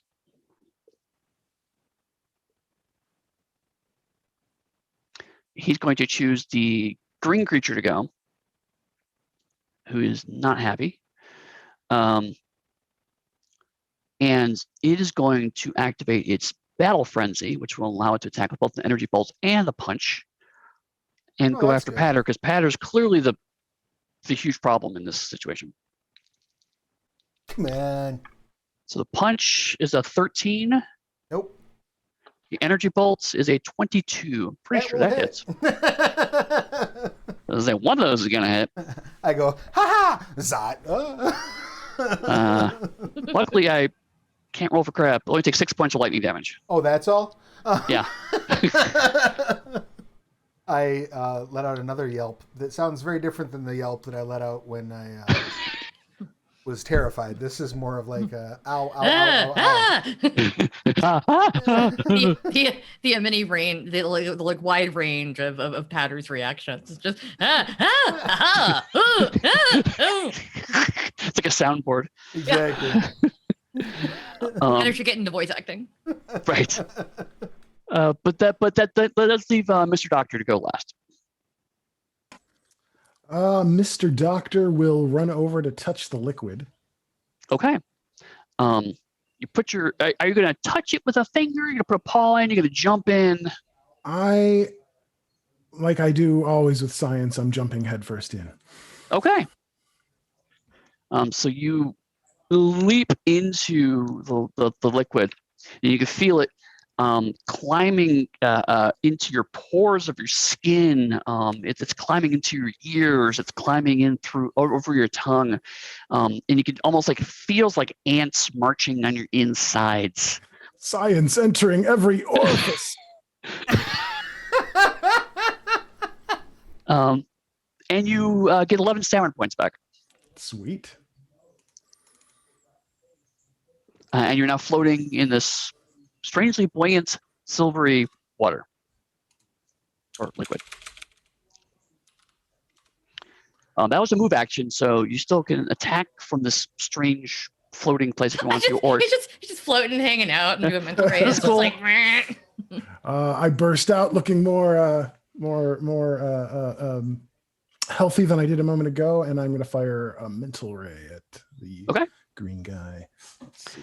At the skeleton. Oh, is the skeleton still visible? Oh, sorry. Yes, you're right. It's the only visible green thing. Thank you. Green dude, and I got a 20. An unnatural 20. That definitely hits. For full 8 psychic damage. How much? 8. 8? Okay. You blast the creature's mind into static. The eyes, little eyes you can see underneath the heavy armor, kind of just go wide, and then it just slumps to the ground. It's not dead; it's brain dead. Mr. Doctor's training takes over, and he just starts cackling maniacally. That's all he knows. It is the top of the round. You can decide who goes, including yourself. I will pass it to Laszlo. So the green thing is alive still. It is out of the fight. And the skeleton is there but invisible? Correct. I'm gonna shoot my crossbow where the skeleton was. Okay. Roll with I disadvantage. guess. Okay. It's a pretty big thing, and it's a small room, so you Yeah. can calculate roughly where it's at, but it's Also, still I can can't. go like over my friends' heads and not hit them by accident. Right. Which is nice. So roll disadvantage, and we'll see how it goes. It didn't go terribly actually. I rolled a 14 and a 15. Which are very close and very strange. Yeah. So that would be an 18. That'll hit. Somehow Laszlo's instincts take over and just fires into the. I just feel great. Okay. I'm focused. I got health worms in my eyeballs, and my vision feels like it's so acute that I can see the invisible. Well, I mean, you're Laszlo, so you know, not just your vision's cute; it's the rest of you's cute. So I am all cute. Roll damage 7. Okay. So Laszlo, being the legendary warrior that he is amongst all of rodent kind, Fought a bear manages once. to shoot a giant skeleton who is invisible and kill it. The skeleton becomes visible and crashes to the ground with a heavy thud. And it's almost like when a bubble bursts, like the flesh kind of just sloughs off of it like a watery torrent. Like it just turns to water and just splashes onto the floor, and the armor and the skeleton just crashes to the ground on a pile of bones and metal and organic goo. Parsley, add this to my list of deeds. indubitably. Thank you, friend. So good news, 2 of the monsters are dead, the other 2 monsters have run away, and the crunching noises seem to have stopped. It's actually become eerily quiet. So what's in that room, Parsley? You went in there. Well, you see, it's a medical room. It smells like that one time that I smelled the dogs did the healing thing, and there's a bed and there's a basin and it's full of boxes. It's a little dark, but if you go in there, you can probably see, you know, as your vision adjusts. But there could be useful things, and it looks like the room just curves around, so we can go back to where we started almost. Yeah. Well, do we want to go back to where we started? That seems like a poor choice. We started in a room that we couldn't get out of, and they were screaming. Yeah, This so is true. basically, when you came out, you turned left and went into the room. You've gone this way now, so it curved back this way. So it's not back where you started, but is heading back that way. So probably there's the corridor in the middle connects up. Okay, well, I guess we should follow that and try to find some stairs out of here, because we don't know where we are. Everybody agree? Yeah. Agreed. I'm gonna Mr. Doctor. like hike up the bottom of my pants and wade over into the pool. Okay. You step into the pool, and basically all of you can heal fully if you want to. So you can go back up to full stamina, and you can take as much of this stuff with you as you want. Yeah, I'll collect a few samples. I mean, this is like a swimming pool full of this liquid. I will drain my water skin down my face and then fill my water skin. Okay. That's a good idea, actually. We could take some heals with us. And then So you're out of water, but you have this stuff. I'll say, Mr. Doctor, am I supposed to be tasting purple? I don't know, but keep telling me what sensations you're experiencing. I'm gonna be writing stuff down. Parsley, do you have a question for Mr. Doctor? I do actually. Mr. Doctor, have you been here before? Have I been here before? You do not recognize this place, but in your defense, your experience thus far has consisted of waking up, screaming, being chased, being thrown into a pool, screaming, getting shot, dying, coming back to life, screaming, getting killed, killing something else, and running into this room. So Really you don't have a lot of context. screaming. The screaming is comfortable. Everything else is a little weird. Yes. The screaming is comfortable. Possibly this is in line with how the cult of Labotor furnishes a place. Oh, Giant skeletons? Oh, yes. Y'all are weird. there any other furniture we should be looking out for? It's funny you should say that. So Oh, I'm sorry. I don't understand that phrase. I was just auditioning it for future conversation. So you start loading up all of your water skins and your things. Partially, as you're starting to put stuff in beakers, the very first sample you took, you see that the glass that you put it in is dissolving. And it looks like it's not like dissolving, it's like acid. It's like the liquid is somehow just found and managed a way to actually drip through the glass. This is unprecedented.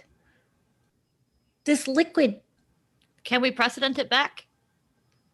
Can you re-precedent it? A couple of drops land on the ground, and actually you see it start to slowly make its way back towards the pool. Many are the wonders of the 100 theorems of man. I think that maybe this liquid wants to be with the other liquid. What about the one that's in me? Is it gonna come out of me? Is it gonna do something weird?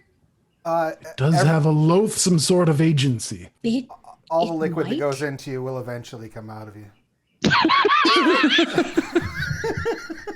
Science! Science. I don't usually put it through my eyeballs though. That's true. Oh, I don't know tears. where I that- mean, Tears come out, they don't go in. you have a point there. Maybe put your grabbies next to the pool and see if the liquid tries to come out of your pores. Laszlo sneezes. Is there Your silver paw thing is in my- covered in like silver dust. It turned to dust. Oh, that's I fascinating. sneeze sparkles. You would, Congratulations, you now have a Laszlo. paw full of glitter, which means within 2 rounds, all of you will be covered in glitter somehow. Laszlo was very happy about this. Look, I'm a metal mouse. You can call me Iron Mouse. I'm like a robot. Laszlo Stark. Whoa. Laszlo has just rubbed silver powder all over his black fur. Yeah, now he's all shiny and sparkly. Is there anything more you want to do with this room with the silver liquid, or? No, I think we should go. We should press on. Okay. And we'll go through the door that Parsley went through earlier. And walk down the hallway. Okay, so you make your way through the door. As Parsley described, this looks like it's some kind of healing area. There are basins where you can wash your paws. There's a couple of beds. Not much more beyond that. Mr. Doctor recognizes this more clearly as kind of a surgery. It has not been used as a surgery. You could tell because there's no blood. But other than that, it looks like it was probably set up to eventually become some kind of surgery. So it's like in the process of being built out. There's another door. Again, as I mentioned, the corridor goes around. There's no door at the end of that corridor. You make your way through that. It's unlocked. And you see a small room. There's a door to the right. And there's a staircase going up. And the staircase is covered in blood. Is it fresh blood? Yes. Huh. Maybe I should scout ahead. I can scout. I'm stealthy. Yes, Yeah, covered in but silver. Also sparkly. But I'm stealthy. But you're sparkly, Laszlo. Only in light. Only in bright light. It's just pretty. I've got sparkly things in my armor too. That's fine. Look, there's a little belt buckle here, and there's a little strap bit here, and there's a stud. They're all sparkly, and I can still be quiet and creepy. I think Okay, you're that plenty makes sense. creepy, Laszlo. You got this. Oh, okay. Laszlo's gonna sneak ahead, and I Okay. get an advantage. I think the scamper. You get an advantage. However, I'm going to cancel out with disadvantage because these steps are pretty slippery. So I just have regular roll. Yeah. Okay. That is, and it's dexterity? Yep. That's my best one. 23. Okay. So the staircase is actually pretty long, and it's fairly wide as a mouse. For a rat, it'd probably be a normal width one rat, but like as a mouse, it's actually fairly wide for you. You can just reach out your paws and touch each wall if you wanted to.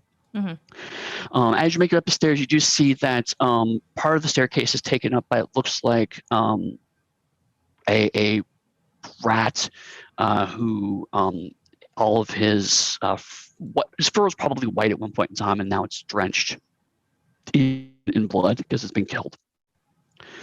And there's probably where most of the blood on the stairs came from. There's also a little smaller trail of blood leading up to it looks like it's a trap door. So like as opposed to a door at the end of the corridor, it's more like flush with the ceiling kind of door. So it probably opens up into a trap door and another floor. Okay. There's a handle there, and you don't see any obvious traps. Okay. But there aren't any monsters that I see. Just a No. dead mouse or dead rat. Just a Okay. rat. I'll go back to my friends and report on what I found. Okay. Hi, there's a dead rat up there. That's where all the blood came from. Also, there's a trap door. I don't know if we're underground or above ground because there aren't any windows. But I'm assuming we're underground and we should go up because the air feels kind of still. And we went down before, so That makes a lot of sense. We don't That know where they poor took rat. us afterwards. May he rest in squeaks. that's true. Rest on Squeaks. Dressed in squeaks. Okay, so let's go I'm up. back. There's a dead rat upstairs, Mr. Doctor. But also a trap door we should go through. Let's investigate the trap door. So everybody goes up the stairs now. Yeah. Is anyone going to examine or search the rat? Yeah, I'll check out the rat. Um, I feel like Mr. Doctor will definitely check out the rat. Actually, you don't even have to make a roll, Mr. Doctor. thing. You look down and you recognize this is 45. This is a rat that you knew from the cult. 45. He was not a well rat, but you're starting to put together 45. One of 45's experiments was creating life from other life, and their theory was basically if you keep adding life to life, eventually you can make larger life. Very, very size envy kind of rat. But so you think that maybe this creature, a word pops in your head to Lorog. The skeletal creature may have been a Lorog that 45 was trying to make that was not quite done. So the experiment was not finished when things went wrong. And the Lorog is built from Lorots, which were the smaller green creatures. So the Lorots are creatures in the undergrounds that are certain parts of the underneath you could find them. The Lorog is something that's built by the cult specifically from these other creatures. And 45 clearly did not get their sums correct. 45 often let the little mundane details slip. Like that giant hole in his chest? Yes. Was this a friend? He was an A leak. acquaintance. Oh, okay. Well, if you need a cuddle puddle, Miles was my best friend, and I pull out a metal and glass cylinder that has a floating brain in it. oh, Did a rat? hi, Miles. The apparatus for him to speak is unfortunately broken, but I'm sure he says hello, and I stuff the brain cylinder back into my bag. What? Huh? What? He talk? Well, he had a very interesting way of thinking, so they extracted him and put him in the brain library. I stole him away when I left. That was Yeah, kind of you. They have a brain library? Yes. Can I exchange my brain? Oh no, Laszlo, It's you're an perfect. interesting question. I start making calculations.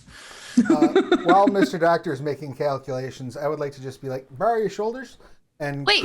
climb up. Is this where I pay a penny and then I get a new brain?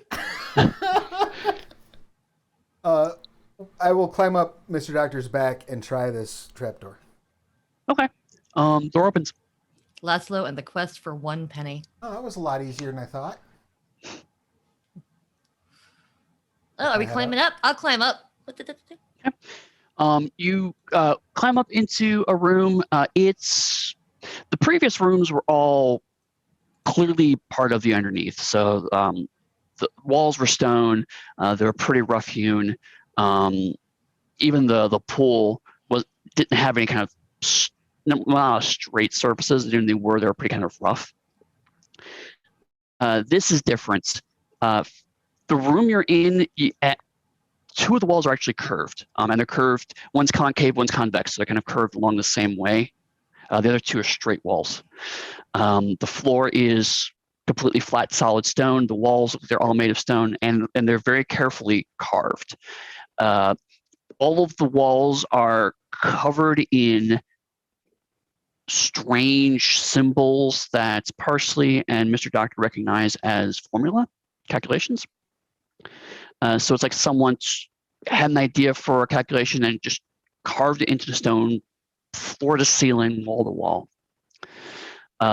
There is some debris in here. There's a little bit of blood on the floor. There is a door to your, there's doors to the north, door to the south. Both the doors appear to be wood, but they have some heavy iron bars, like kind of reinforcing them. And both of them do have keyholes. There's only one purpose for a room like this. But Thinking? I have no idea. I walk Oh. over to one of the doors and try to pick the lock. North door, south door. North. Okay. Go ahead and make your dexterity roll. That's a 13. Is that kind of your steal? Yes.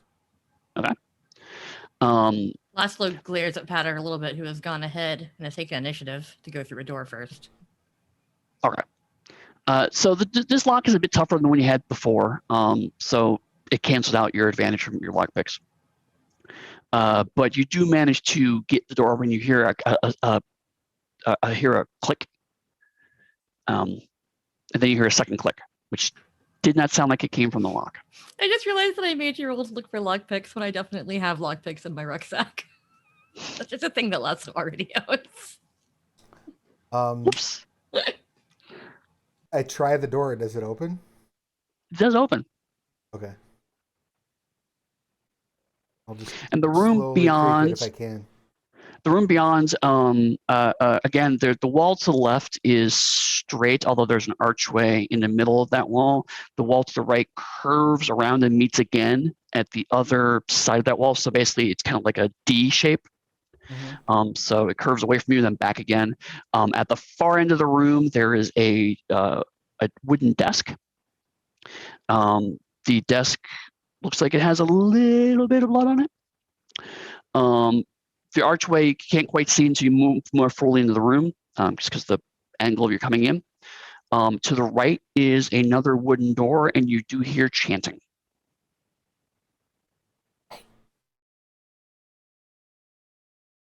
What? What does that sound like? It sounds like Talking. chanting. Talking at the same time. Yes, there. Weird talking. They're in the Specifically, middle of it's some weird chant. numbers. Ah, It sounds like number math. friendly. I don't like math. I like numbers. I do too. Well, do you know this chant? You can both make intelligence rolls using no arcana if you have a skill. I do have no arcana. Haha. 24. Oh. Rolled an 18. Haha. Okay, so you And my both got, intelligence is +3. So there. so it's pretty much the same thing, yeah. So both of you immediately recognize this is a incantation for best way to describe it. It's to seal something away. And there's two flavors of this kind of incantation. One is that you use science to preserve an area so that way things don't go across. They're just like it's like a barrier. You can't go across it. It's like hermetically sealed. Can't go in, can't go out. Another one's a little more explodey. You can't quite tell until you get to the end of the equation. The last bit of the equation is the key part. So you don't know if you want to stick around to find out, because by the time you find out this exploding part, it might be a little too late. Oh. Yeah, we might want to get out of here because this might be exploding numbers. However, You if should it's really the other front one, load that information. This is the Why did they put the explodey warnings after the chance. spells? Alright, so we should go the other way. I think so. Yes. Okay, let's go the other way. I wonder if it was the incantation of pie. Man really loved pie. I like pie. Pie A is long good. time. So you're going go back into the room with a staircase, then go through the south door. Yeah, I think so. The chanting sounds scary. Okay. Laszlo runs ahead to pick the lock. Laszlo runs up the door, and it's actually unlocked. Just open it up. Laszlo just droops a little bit. He gets his lock picks out and he's ready. And it's unlocked. He's like, I'm sorry, That's Laszlo. annoying. I can lock it for you. I can lock the door myself. I'm a Lock it, grown up then now. unlock it again. Yeah. All right, so I open the door.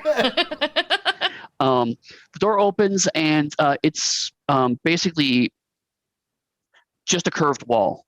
So basically, the door it came through is a flat wall, and it just curves and comes back around. So it's a small kind of storage area. And inside, you see the two creatures. With Mr. Doctor called Lorat. They are two corpses of those. They're sitting here. And it looks like chunks of them have been taken out of them. So what you're putting together in your head is that the two creatures that fled from you probably killed that rat as it came up here. Then something got them, killed them, shoved their bodies in the storeroom, and then took something out of them.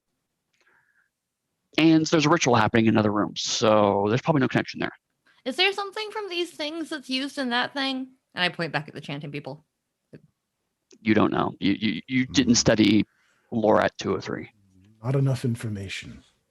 What did they take out of them? You can check that, right? You like touching gross things. I will examine the. It's missing a fair chunk of inner organs. It's not the brain, not the lungs. Beyond that, you're getting into dice territory. So do we want to go toward the chanting or do we want to go all the way back?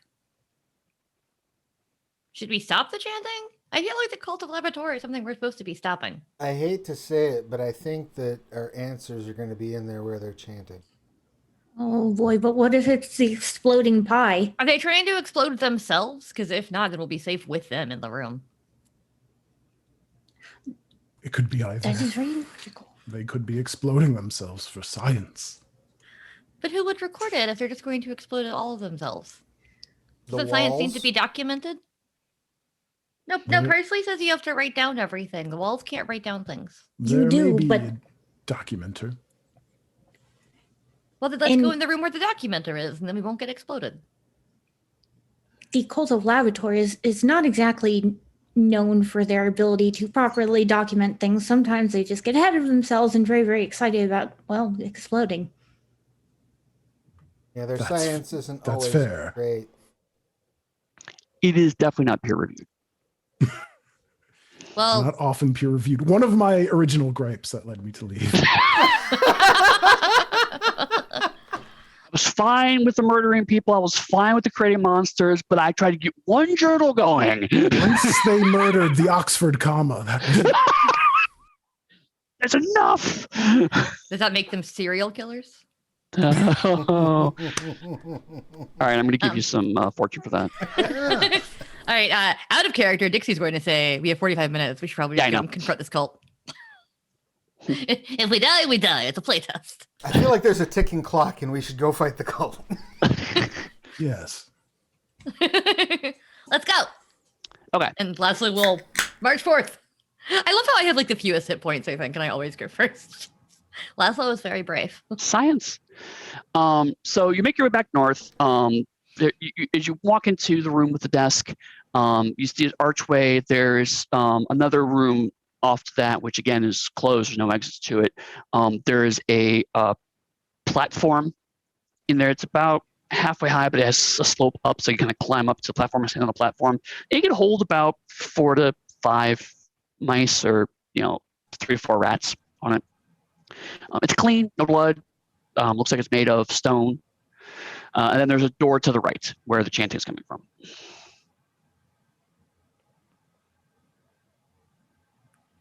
I'm gonna go examine the platform. Stand on the platform? Yeah. I want to know what this thing is. It's weird. As you stand on the platform, you see that the surface is covered in symbols and runes, and some of them are glowing. And we touch it, it tingles a little, but otherwise you don't feel any different. What's this? Friends, smart friends, come here. I would Look like at- to evaluate Look at the thing. It's Sure. glowy. Shh, I'm also speaking very quietly so nobody will hear me. Come look at the thing. It's very glowy. It's got glows. You can make an intelligence roll using no arcana. 19. I rolled a 17, not including my modifiers. Okay. Again, you guys are both about the same number. That's really great. This looks like it is 2/3 of a teleporter. Some magic that dogs and cats have been studying is the ability to actually instantaneously move from one place to another, and some rats have been trying to replicate that with some success. I mean, the actual getting a thing from one place to another place is pretty okay. Keeping them alive is the piece that seems to be eluding a lot of. So many inside out animals. Yes. While the smart people are looking at the platform, I would just like to test if this door where the chanting is coming from behind it is locked. It is locked.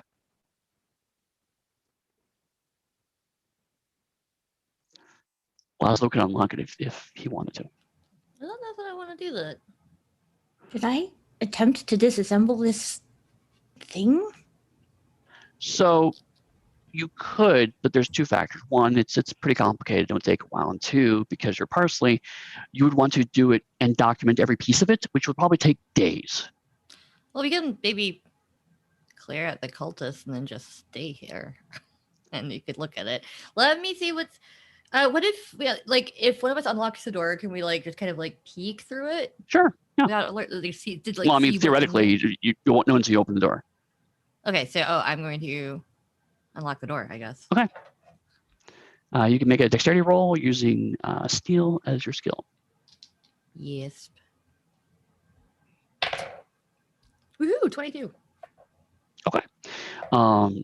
Effortlessly, the door just opens up. And it's open just a crack, so I can just stick my little eyes in. So on the other side of the room, it's actually a lot more light here. Most of it's kind of a yellowy red light, but you see there's definitely glowing happening in this room. And you can just about make out 4 rodents all wearing white leather coats. So I kind of go back to my friends. There's only 4 of them. We can There's take 4 of 4. us. Shh. We can take 4. I know we can take 4. Patter. Do you think Especially we if we- should take them out? Yes, but let's plan it before we do. We're going to calculate Should. the best trajectory of attack and see who goes first. I was just and- going to open the door and crossbow one in the face. Oh, okay. I guess that makes sense too. Okay. You can't have a vivisection without breaking a few ribs. I don't think that's how that goes. That's what my brood nanny told me. Oh, Can't have an autopsy without I. a Y incision. So That's because every good science starts with a Y. Why is a question you ask a corpse? Laszlo walks over and just kicks the door open. It's stop chanting, weirdos! Yes, it's that stage of the game. Okay. So we'll just go ahead and say that you start. As you kick in the door, you can clearly see what's going on now. This is a huge room. It is completely circular. There is a big, heavy set of double doors that are metal off to your right. In the center, it looks like a huge circle has been carved into the stone. Inside the carved circle, it looks like metal wire has been laid out around it. So basically, it's like a loop of metal engraved in the stone. There's electricity kind of crackling through the circle. And at 3 of the points of the circle, looks like there's a tripod that's been built out of bits of metal, bits of that green armor, and bone. And also in the middle of it, looks like it's hanging a collection, a sack of, looks like bloody organs. And the 4 mice looks like they were in the process of scribbling and chanting around the edge of the circle when you kick in the door. And the circle is, of course, glowing, and that's where the red and yellow light is coming from. But you have surprise, so Laszlo gets to start off the round. I will crossbow the one closest to me. Okay. There are 3 that look like they have white coats, but they're kind of quilted and patchwork. There's one at the far ends that actually looks like their coat has a bit more like a thicker leather feel to it, and also they have eyes that are glowing a little bit blue. I'm going to shoot that one. Okay. I'm going to shoot the creepiest looking one first. That is the field zoologist. Zoologist. Yes. All right. Let me roll my crossbow. Roll your crossbow. 20, not natural. I rolled a 16. Okay, that is enough to hit. Go ahead and roll your damage. 8. Jesus. Wow. Oh, wait. I actually rolled the wrong die. Okay. I rolled a d8 and got an 8. Let's make it 6 on the d10. If I actually roll the correct die. Is it 6? Yeah. Okay. So Laszlo kicks down the door and immediately looses a crossbow, which goes all the way across the room through the weird circle thing they made, and into the field zoologist, and right into the arm, and drops the chalk in his paw and goes, "Ah! Kill them!" You decide who goes next. I'm going to I want Mr. Doctor to go next. You're going to praise the situation and tell us if there's any important information. I'm going to step into the room and survey the carnage. Okay. What information are you trying to get? Well, actually, how many of the cultists are in the room? 4. 4. I will actually get within 30 feet of one of the ones that have not been injured yet. Okay. And I take out that glowing green syringe and I inject it into my neck. And my eyes go hypno, and I cough up a cloud of mind-bending fungi at the thing, and I'm going to cast a Muse, which is a magnitude 1 power. You attempt to charm a character you can see within range. The target must make a wisdom saving throw and does so with advantage if you or your companions are fighting it. Only one target? Yes. Mm-hmm. Okay. I have that too. And I think into its mind, you are being abducted by friendship. Do not resist. Aww, we're making friends. So then the mouse, her eyes suddenly glows green and goes, "Yes, I've been abducted by friendship." So you now have one cultist friend. Yeah. Oh no, we have 2. You talking about Mr. Doctor? Okay, you have one temporary cultist friend and one permanent cultist friend. So the cultist that you have controlled is now going to it's going to go on your turn. So whenever Mr. Doctor goes, that mouse will also go. We'll just call her 146 for ease. So who goes next? We have Parsley, we have Patter, and we have the other cultists. Parsley. Okay. Is there anyone still chanting? Yeah, well, they've all stopped chanting. Okay. I did what I told them. I think I I'm will. a mighty mouse. You are a mighty mouse. Parsley will look enviously at Mr. Doctor. I wish I had that ability. That's amazing. Make friends instantly. Wow.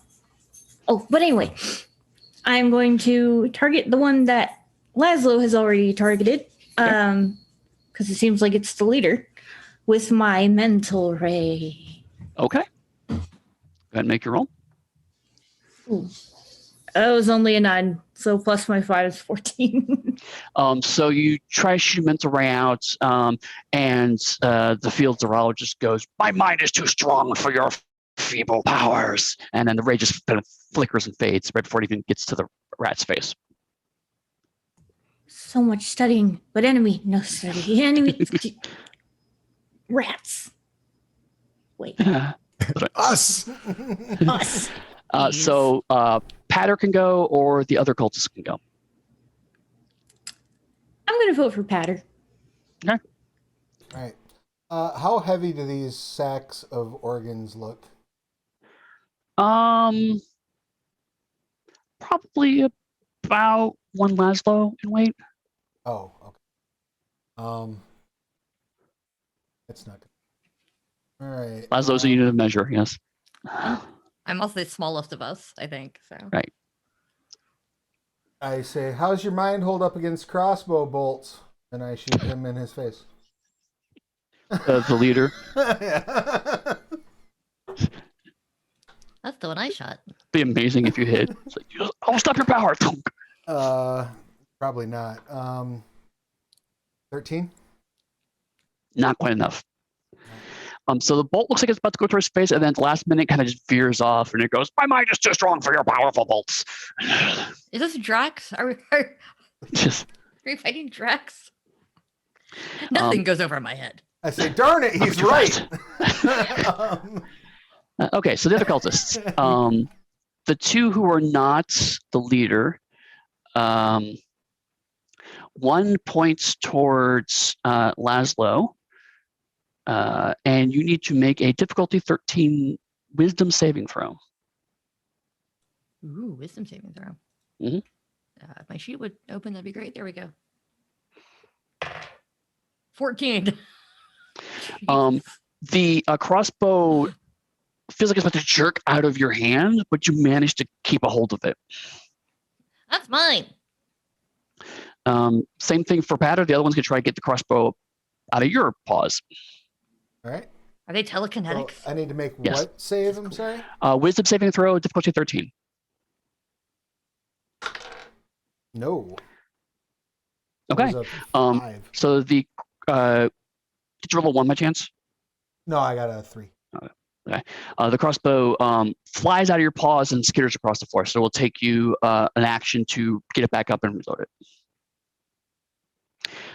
The leader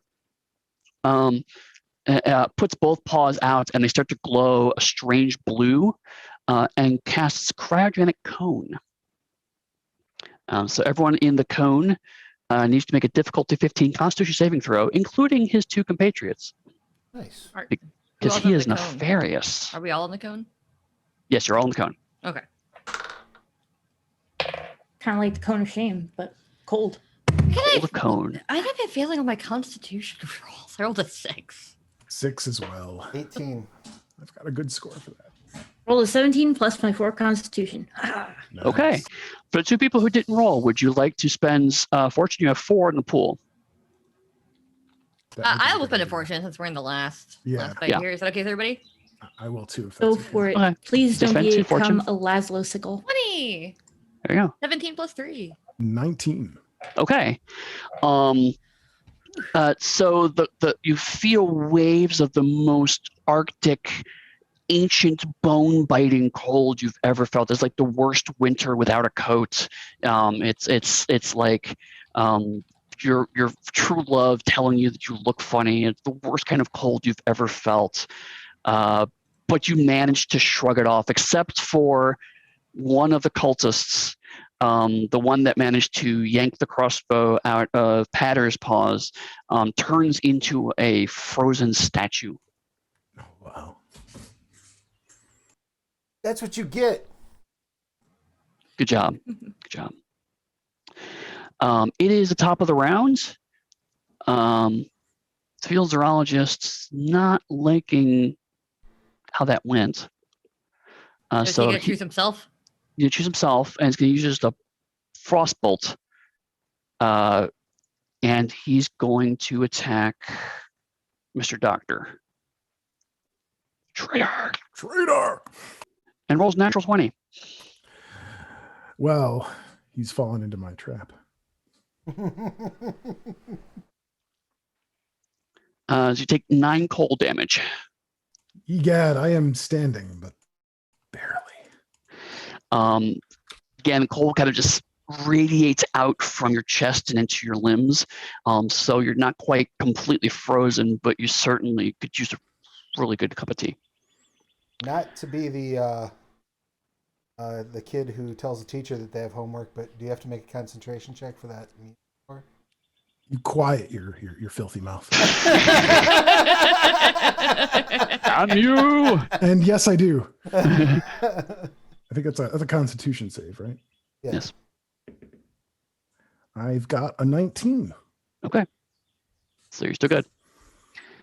Must And maintain friendship. the other Unnatural cultist is down. friendship. So we'll choose you to go next because we'll see how unnatural friendship works out. Friend, get rid of the zoologist. So you send 146 after the zoologist. 146, you are always my favorite. So 146 is going to use her mind bullets to attack her former leader. Rolls a 13, which is not quite enough. So 146 is going to put a paw to her temple, which is the ancient symbol of using your abilities, and bursts of light pop out of her forehead.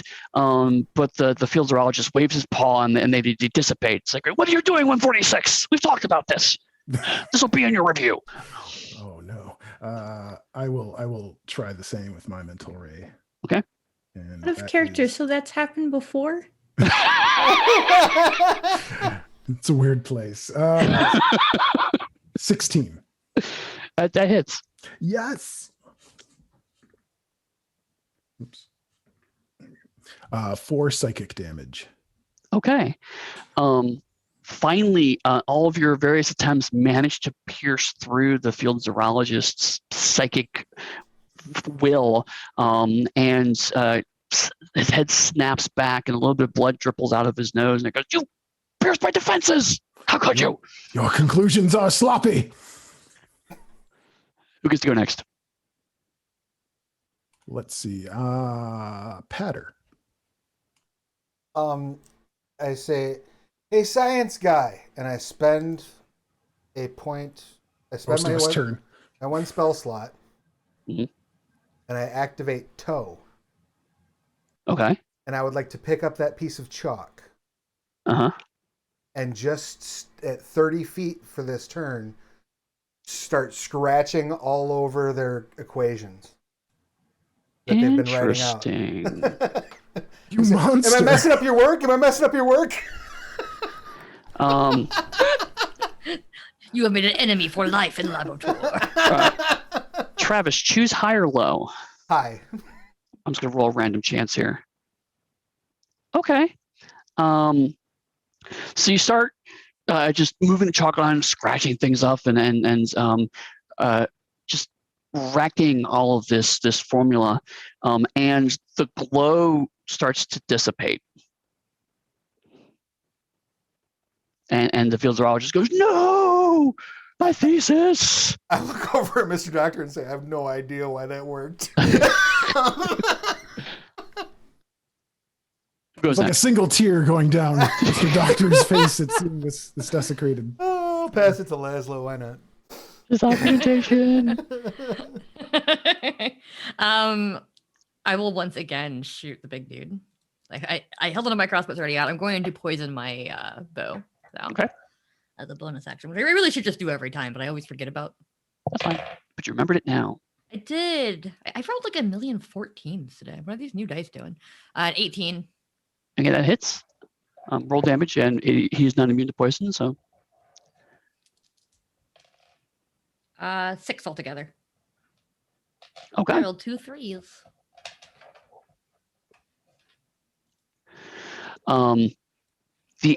Another arrow thunks into his body, and again, he just seems surprised that damage is a thing that he could feel in pain, and then he feels unwell. And it's like, oh, what have you done to my body?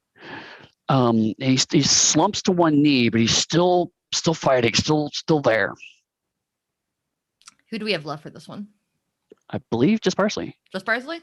Okay, go Parsley. That's what happens. It's science. You are injured. You're going to die. Probably. And Parsley's going to attempt that mental ray again. Okay.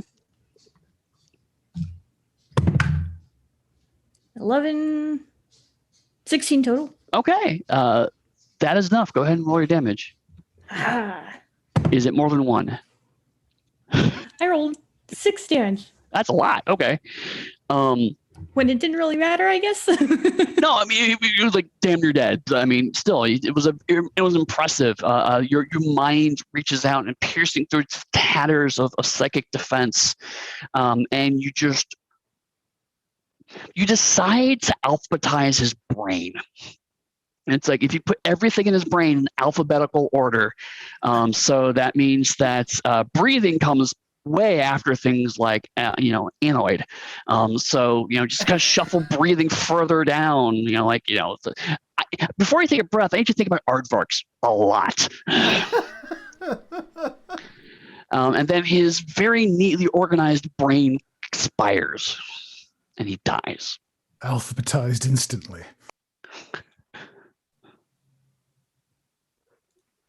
And the glow fades. Way to go, Parsley. Well, it was a team effort, really, if you think about it, because all I did was the finishing blow, and all it took was a little bit of alphabetization, which just involves a lot of the practice from all of my studies over the years, and all of my documentation, of course. And then it could have been even more interesting if I'd have gone, hush, monarchies of meow. It would have been even more interesting if I could have done chronologically after alphabetically, and then he'd really have something to think about. I hear you. But Challenging you to duel. yeah. Did I break this? And I walk over to where I made the scratches everywhere. It is broken. Mr. Doctor probably should not look too closely at it. It's It probably bad. is broken, regrettably, or perhaps not regrettably, but it's still hard to look at. It's grotesque. I'm sorry, buddy. I'll let you write down the ones next time. It's just, yes, the cultists are horrible and they're awful, but to just do that to another rat's thesis is just, it's hard. So we have defeated all of them now? Yes, that's all of them.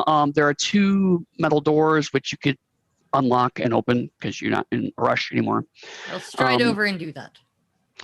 And you step out and you see that you were inside of 3 kind of connected round buildings. It's almost like a teacup and turned around and put in the ground.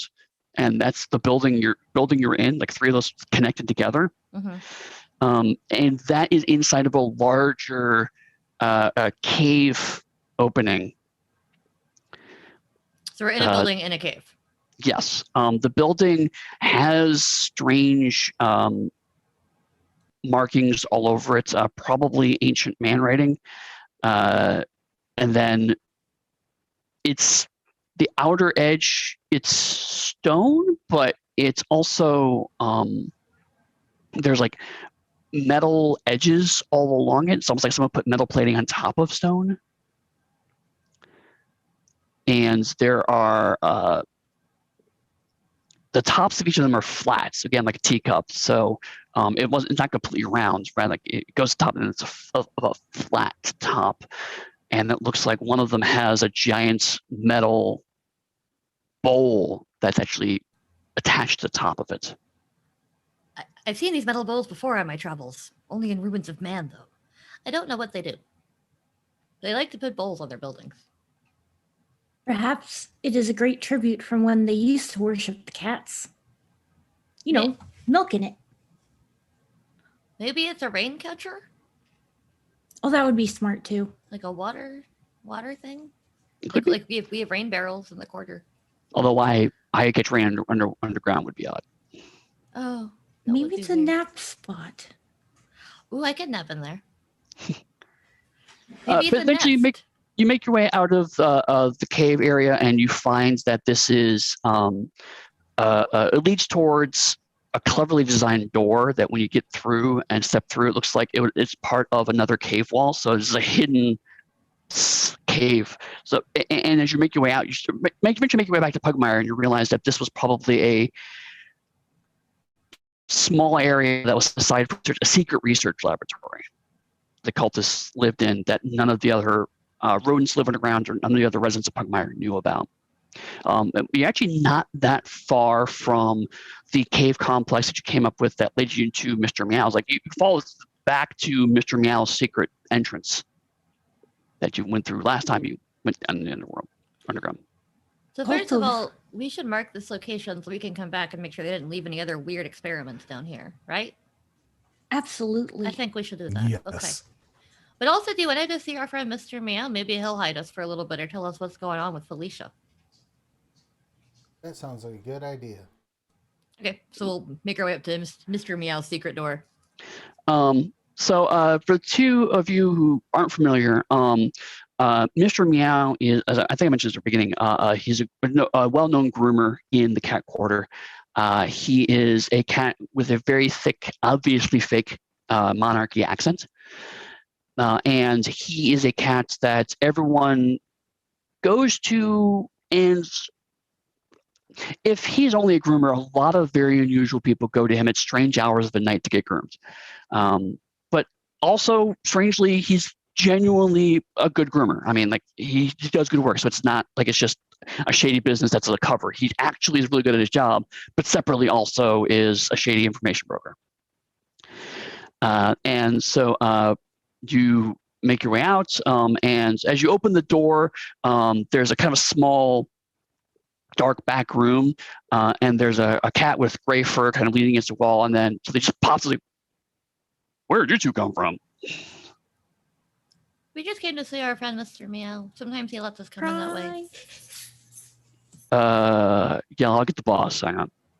And it rushes in the front, and makes way through a curtain. You see that there's larger rooms, like a big roomers, like chairs, and there's dogs and cats sitting in the chairs getting their fur trimmed.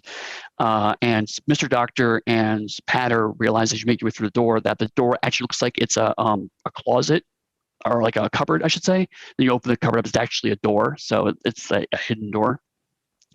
But then a cat, a big fluffy cat, big as in fluffy, not so relatively short, but huge fluffy fur, kind of brown and white cat comes up and goes, "Oh, my friends, it is Mr. Laszlo and Parsley. It's good to see you again. Why are you in my back room? I did not see you come in before." We were underground again. And there were Oh, some bad things, and we got rid of the bad things, and then we found our way back here. But we You didn't know where are we very came from. good at getting rid of bad things, I have learned. We are also very good in getting into trouble. But Laszlo always saves the day. Oh, well, You saved me earlier. that is, well, it is interesting you mentioned friends, because it kind of looks around and kind of leans, it's like, it does seem like you are in a bit of trouble. I have heard rumors that Felicia has put out a bounty. That's what I was wondering. Because some cats came into a bar earlier, or maybe yesterday. I don't actually know what day it is. And they were really mean.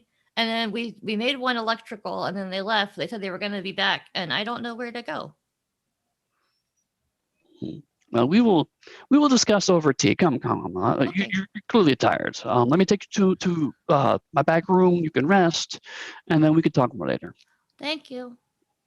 And so you go back into his office, and you have some nice catnip tea, and you relax, and eventually you learn that it looks like Felicia did put out a bounty on the four of you, and if the rumors on the street are to believe, that the cultists attempt to actually collect on that, and maybe get some free experimental people on the side.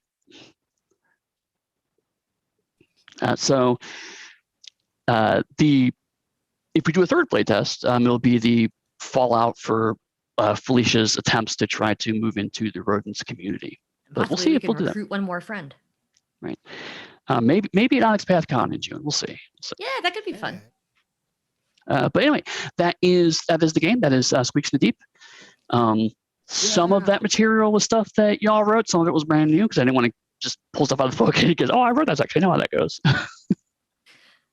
Yeah, it's always fun when you're like, I remember this one thing from the book, but then the rest of it, I'm like, I don't know what's going on. So, yeah, absolutely. So yeah, thank you all for playing. I do appreciate it. If you guys have additional comments about the game, feel free to email me so we can add it into the playtest data. And then for everyone in the chat watching, thank you all for hanging out watching. We'll have Kickstarter for this soon, TM? Yeah, soon, TM. We have about 10 minutes. Do you want to take any questions if anybody has any questions? Sure, yeah. Let me pop into the chat too as well. Yeah, if you have any questions, just throw it in the chat with question beforehand. We'll try to answer real quick and pass out. We can just sit here and bullshit because that's fun. We are good. We are good at bullshitting. I had great fun reading a lot of this, especially some of the mouse culture stuff, because mouse and rat culture is a interesting line to walk, since they are marginalized folks and refugees for the most part. Mm-hmm. So we had a lot of fun kind of like slyly retconning some stuff from previous books to make their culture a little bit different. It was fun. Yeah, because basically the idea was that as we're making the game, saying we had new ideas and whatnot, and so the conceit is that everything you read in Pugmire was from the perspective of the dogs, whereas everything you read from Monarchy's Mouse from the perspective of the cats, and so this is going to be yet another perspective from rodents. But yeah, it definitely we've changed some things, and so this is really just an excuse for kind of a soft retcon of some of the stuff that we did with rats and mice in the past. Although the psychic stuff was definitely something that I planned from the very beginning. I knew that I wanted to do pretty classic D&D magic with dogs, and then with cats I wanted to move more into the weirder necromantic stuff. And also just more interesting, unusual, slightly more powerful, slightly more chaotic spells. And then with mice and rats, I wanted to do the classic, D&D of, hey, how do psychic powers work? And also finally just solve that problem. All right, we have a few questions. So first, Weird Hamster asked if we're doing the next part of the adventure next week. No. Onyx PathCon will be in June. And that's probably, there may be Squeaks content before then, possibly on other channels. But it won't be this exact group. This group may come back for Squeaks. A version of this, or for Onyx PathCon, a version of this group may come back. It all depends on how the schedule shakes out. Right. So these are all kind of designed to be one shots, but I am threading them together just because I think it's more fun to have an ongoing narrative. Also because I like playing Laszlo and Ever likes playing Parsley. Somebody has Hot Dog Wizard has asked, will O'Cheese make it into the book, Eddie? Not yet, but hey, maybe stretch goals. And personally, we talk about this a lot with Pugmire, is that we don't put as many animal puns in the book as the players are going to make them, and I think that we just demonstrated that. Yes, exactly. Like Josh going us instead of rats. That's funny. But if you put it in the book, it wouldn't be funny anymore because it's part of the world. And so me saying, oh, jeez. Yes. I just thought that was funny, and it was funny, and you can say it at your table, and it doesn't have to go in the book. Exactly. Basic rules are D&D 5e. It is a simplified version of D&D Tony Karlstrom. Zach Rules asked for me and Changeling how this compared to fighting the baby peed. This one was actually less creepy. Yeah. Way less creepy. But it was a giant regrowing skeleton with weird water flesh. So that was still creepy. But it wasn't a bunch of baby heads repeating words out as creepy. The baby heads win for me. Yeah, that was creepier. This fight was a little... I want to say it was harder just because we got so hurt, but really it was easier because we could defeat things. We really couldn't do much with the baby bead. We just had to be like, nope, bye. Yeah, and honestly, this one is the last one I specifically want because I'm trying to find different flavors of horror in Pugmire, and so the first one was definitely straight up creepy. That was my goal. This one was much more as gory as I can get within Pugmire. So it was a little more again, body horror, quote unquote, it's not actual body horror, but it's like, doing horrible things with your body. And then also, like there's a little more blood, a little more death. So it's a different flavor of that lighter horror that I'm playing with. Weird Hamster also asked, will Squeaks be a core book or a supplement? It will be a supplement. It will use a supplement for either Monarchies of Mal or Pugmire. So it's gonna be like Pirates of Pugmire in the sense that you need one of the other core books to use this book. Mostly for like basic character creation and like certain knacks, which are tricks and dogs and secrets and cats. So yeah. That's about it, I do believe, that everybody's asked. But hopefully I would love to play Laszlo again. I think he's fun. He's also, maybe we could level them up for the next time, maybe try like a level 3 adventure, see what that looks like. I think I may do that, yeah. Because I enjoy Laszlo, and I enjoy the fact that he has 9 entire hit points and will just wander through doors with the sword out. Like, what? I've been wanting to... Honestly, I think I've wanted to play a character like this since I encountered Reepicheep in Chronicles of Narnia. Because Reepicheep is just very much that mouse who's like, on guard! I am very small, and I will poke you with my needle sword. Right. So yeah, no, this has been super, super fun. Thank you for running it, Eddy. We have more questions now. Will there be new callings? Yes. There's going to be mice and rats are each going to have 3 callings. And just to follow up, laboratories are still going to be antagonists. They're explicitly antagonists. Josh did something special and interesting with them, but basically, that was just all backstory. His actual calling is a straightforward calling, and basically the in-game divide is that the mice and rats that follow a scientific bent are a little more naturalistic, a little more methodical, and they're much more kind of moralistic scientists as we see them. Whereas cultist laboratory are much more the classic. I don't want to use the word mad scientist, but that's the trope that they're identified by. I'm just going to put lightning into everything and see what happens. Right. Yeah, much more like I'm going to make Frankenstein because I'm mad at my girlfriend kind of stuff, and also they just they're unshackled scientific exploration. They'd rather regret the science they did rather than the science they didn't do. Right. Exactly. I like that explanation. And player character rodents dislike them partially because they're just unchecked, but also because they give other rodents a bad name. Because when a normal rodent's experiments or thing goes up, it hurts them, maybe a couple of people. When a laboratory experiment goes badly, monsters get unleashed and devastate towns. So. Yeah, and like the mouse and rats that you'll be playing are ones who are trying to like integrate or live within Pugmire and Monarchy Society, or within the very like the pirate societies, whatever. But they are trying to live there and be accepted. Right. And they are currently not. They're currently quite marginalized, but they're trying to be accepted in there. I think in the book I put that there are a few jobs that mice tend to perform, like cleaning. Because they can get up in places and stuff more than they're very small, and also they're really good tailors because they have tiny little paws, and they can do like really good fine needlework. So there are only a few jobs though that people think they're better at than dogs and cats. For the most part, people are like, yeah, they're small and little and they can go over there. If you think of like the Chinatowns of like the 1800s and stuff like that. Right. So they have their own kind of thing going on, and so the laboratory people are the ones who will come in and destroy that and to destroy all that goodwill, and so you don't want player characters will not want them. So yeah, right. Very cool. All right, well then I think it's about time. So do you want to plug things? You know, plug our stuff? Yes. Well, I will say we played Kickstarter. It just ended, so we can't do that. We have another Kickstarter coming up, and we don't know what it is yet. Right. But yeah, where can folks find yourselves online?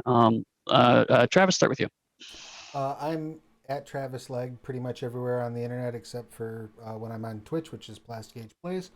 I will next be on this channel tomorrow at noon Eastern, playing the Hearts on Trial Changeling: The Lost Second Edition Jumpstart with Ever, in fact. And then back again on Monday for Trinity Continuum Quantum Leap or Jumpstart. Did we really call it Quantum Leap? Yes. I hate us sometimes. A Quantum Leap, specifically. Oh, right. I remember that now.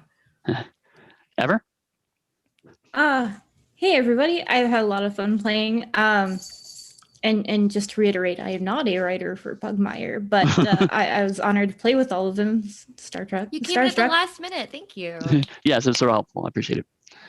I was happy to be Parsley. They all were like, we need one more person, and I was like, I know who will play. Yes. Always happy to come back as Parsley. You can find me on Vorpal Tales almost every night of the week, except for Saturday. And I do the live tweets, I do the social medias, and you can find me tomorrow in Changeling the Lost. I'm so excited. You're gonna have a blast. Tom is a great storyteller. I totally don't like Changeling. No, not at No, all. not at all. It's not why I'm. What's your screen name Changeling again? ever. Yeah. What is it? Yeah, I totally forgot. How about you, Josh? Thank you. If you want to submit to my friendship, you can find me at Joshua Deach on Twitter, various other places, also Scrivenermancer on occasion, but on Twitter, on Discord. But yeah, come and say hi. Submit to my friendship. Submit to my friendship. You can find me most places at Dixie Cyanide. You can find me all over the Onyx Path Discords and stuff like that. I'm always hanging out. Feel free to tag me. I like hanging out and talk to people, answering questions. And then DixieCochran.com is where my really outdated resume is. Yeah. And now I have to fight to not say Many Worlds One Pathcast. I was about to do the same thing. You can find me at pugsteady.com. You can find me on Twitter at pugsteady. Like Dixie said, you can find us on the Onyx Path Discord. If you do like this nonsense, you can listen to our podcast, the Onyx Pathcast, which every week, which we talk about Onyx Path stuff sometimes, and mostly whatever comes into our head. And we're up to episodes like 152, so God knows how we're still finding subjects to talk about. Right, but boy howdy, if you want to talk about bad video game music or actually this week, tomorrow, Matthew and I are talking about wrestling and wrestling RPGs. So, there's a lot of Onyx Path stuff in there too. But I got a day off for that one. It was great. Yeah. I got a day off. I still worked, but I got a day off from the Pathcast. Yeah, from the Pathcast, absolutely. And like I said, we'll probably do. I think we're looking at possibly doing another playtest of Squeaks in the Deep at Onyx PathCon in a couple of months. Also, I am gearing up to possibly run a playtest of Trinity Continuum Anima at some point in the future. We have it on the Onyx PathCon schedule as well. Yes, and then someone just asked about doing a Squeaks on the Path. I have it, and that's something Dixie and I are going to be doing. Actually, probably record tomorrow. So yeah, we're literally recording that tomorrow. So we'll be talking about some of the cultural stuff, and so I talked about probably more in depth tomorrow, because that's the stuff I wrote, and also we'll talk probably a lot about the psionics. Yeah. The basic mechanics are still the same, but mouse and rat culture and psionics I think are probably going to be covered, as well as the underneath, obviously. Right, because that's something you see bits and pieces of, but we actually can dig into more. So yeah, if you want to know more about Squeak stuff, sign up for the Onyx Pathcast. And I almost said Many Worlds One Pathcast. I guess even though you warned me about it, I still almost did it. One science, many orify. You both said, oh God. Yeah, we actually both did say it. Yes. So anyway, thank you all very much for watching us, and see you guys next time. Bye. Bye.